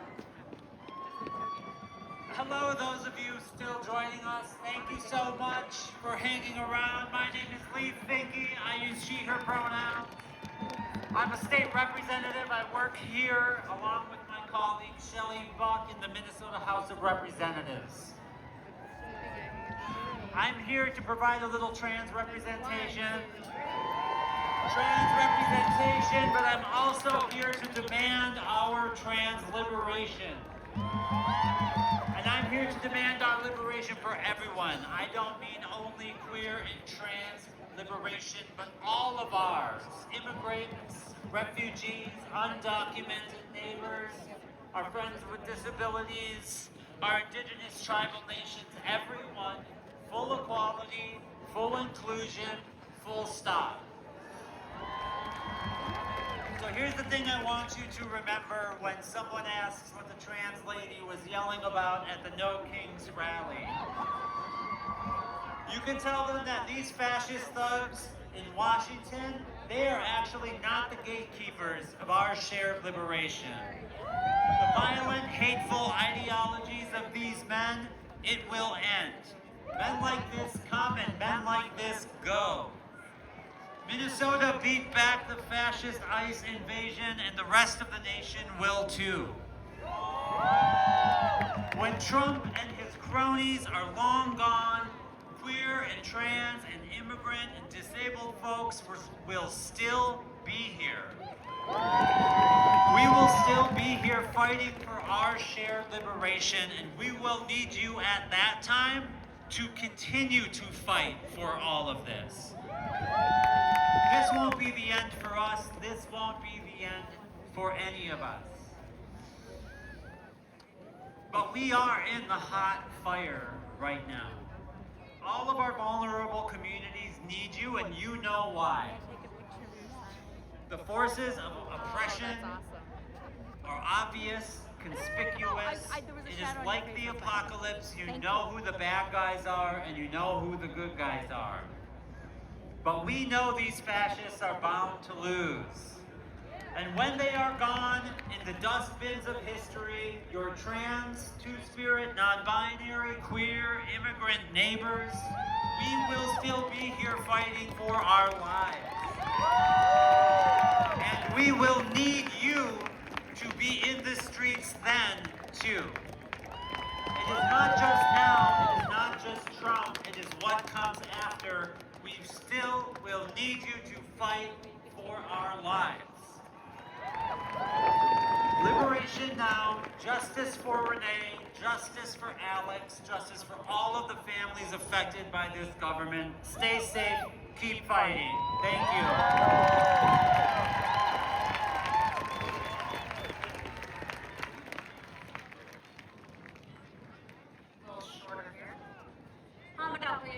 Shante Washington Ape Shapi, Shelley Buckamaki Apie, Damakota, De Dakota Makoche. Hello, my relatives. I greet you with a good heart and handshake. My name is Shelley Buck. I am Dakota, and this is Dakota Homeland. Dakota people are some of the first stewards of this place we call Minnesota Makoche, or Minnesota. For us, it is more than a home. It is the place of our origin on this earth. Through this, we know that we are all interconnected. Our values, our hopes, and our dreams for our children and the next 7 generations. In the past, they stole our children, cut our people's hair, tried to steal the language from our tongues, and tried to convert us into one of them. Throughout a history of erasure, eradication, and state-sanctioned genocidal violence, our people did more than resist. It is because of our ancestors' insistence and endurance and their refusal to abandon the love they carried for all their relatives, whether human or non-human, that I am here before you today. White supremacy and the claws of those who embody it continue to dig into our backs. And the government, again, is stealing our people. ICE and the federal government continue to try to break our bodies, spirits, and wills, but my friends, they have failed miserably. Love, laughter, and connectedness with our land and our neighbors is powerful medicine. It feeds our souls and keeps us moving. We know that the violence of white supremacy, of discrimination, and oppression are all continuances of the legacies of colonialism that remain today. Though in vastly diverse ways, we are all inheritors of these violent colonial legacies and the systems that continue to uphold them. And so the responsibility to imagine and create and work toward a more radically just present and future is a shared inheritance too. Pidamaya Yepi, thank you to all of you for being engaged in this work of justice and liberation, for all that you have done and continue to do to help ensure the legacies we hand down can guide us toward a future to be proud of. Mitakoye Owasi Pidamaya Yepi, thank you all my relatives.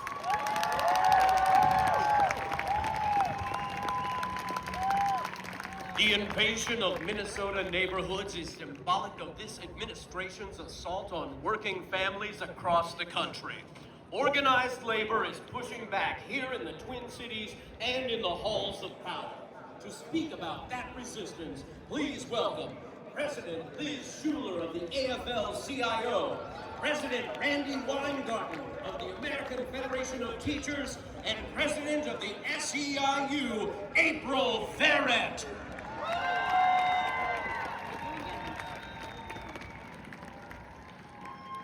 Hello, Minnesota! I'm Liz Schuler, President of the AFL-CIO, America's labor unions.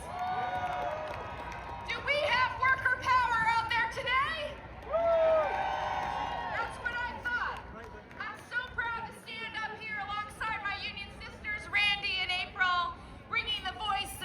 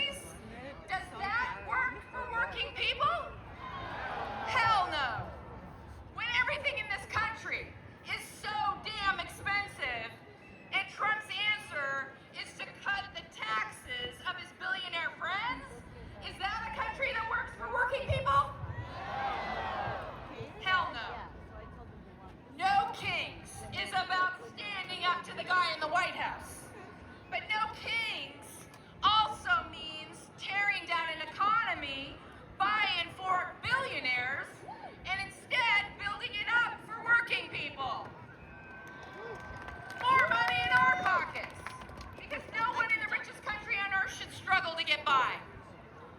More time off to spend with our friends, family, kids, and loved ones. Equal pay for Black and Latino women who are still making 58 cents on the dollar. Because opportunity in this country should not depend on the color of your skin. And you know where it all starts. It starts with a good union job for every worker in this country. Because we all know it's better in a union. I look around and we honor those we have lost in the detention centers and in the streets. Our brothers, sisters, and siblings. They have been taken from us because they had the courage to stand up.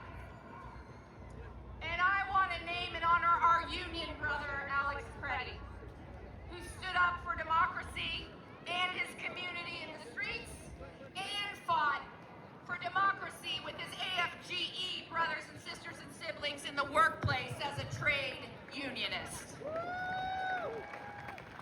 Every single thing we've won in this country happened because we fought for it. It happened because of days like today. This is the power. We have the power. Do we have the power? We have the power. And now I'm so honored to introduce my union sister, president of the AFT, Randy Weingarten.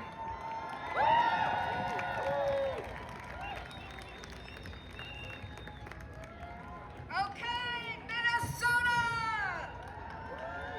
So I know the hour is late, but this has been an amazing crowd, not only here, but all across America, fighting for the promise of America, fighting for a democracy that works for all, fighting against kings or the prospect of them. Now, you know I'm going to be a little bit of a teacher, because once a teacher, always a teacher. So here's the social studies teacher coming out at me today. Democracy can feel like an abstract concept. Now, not to you, because today in Minnesota, this is what democracy is like.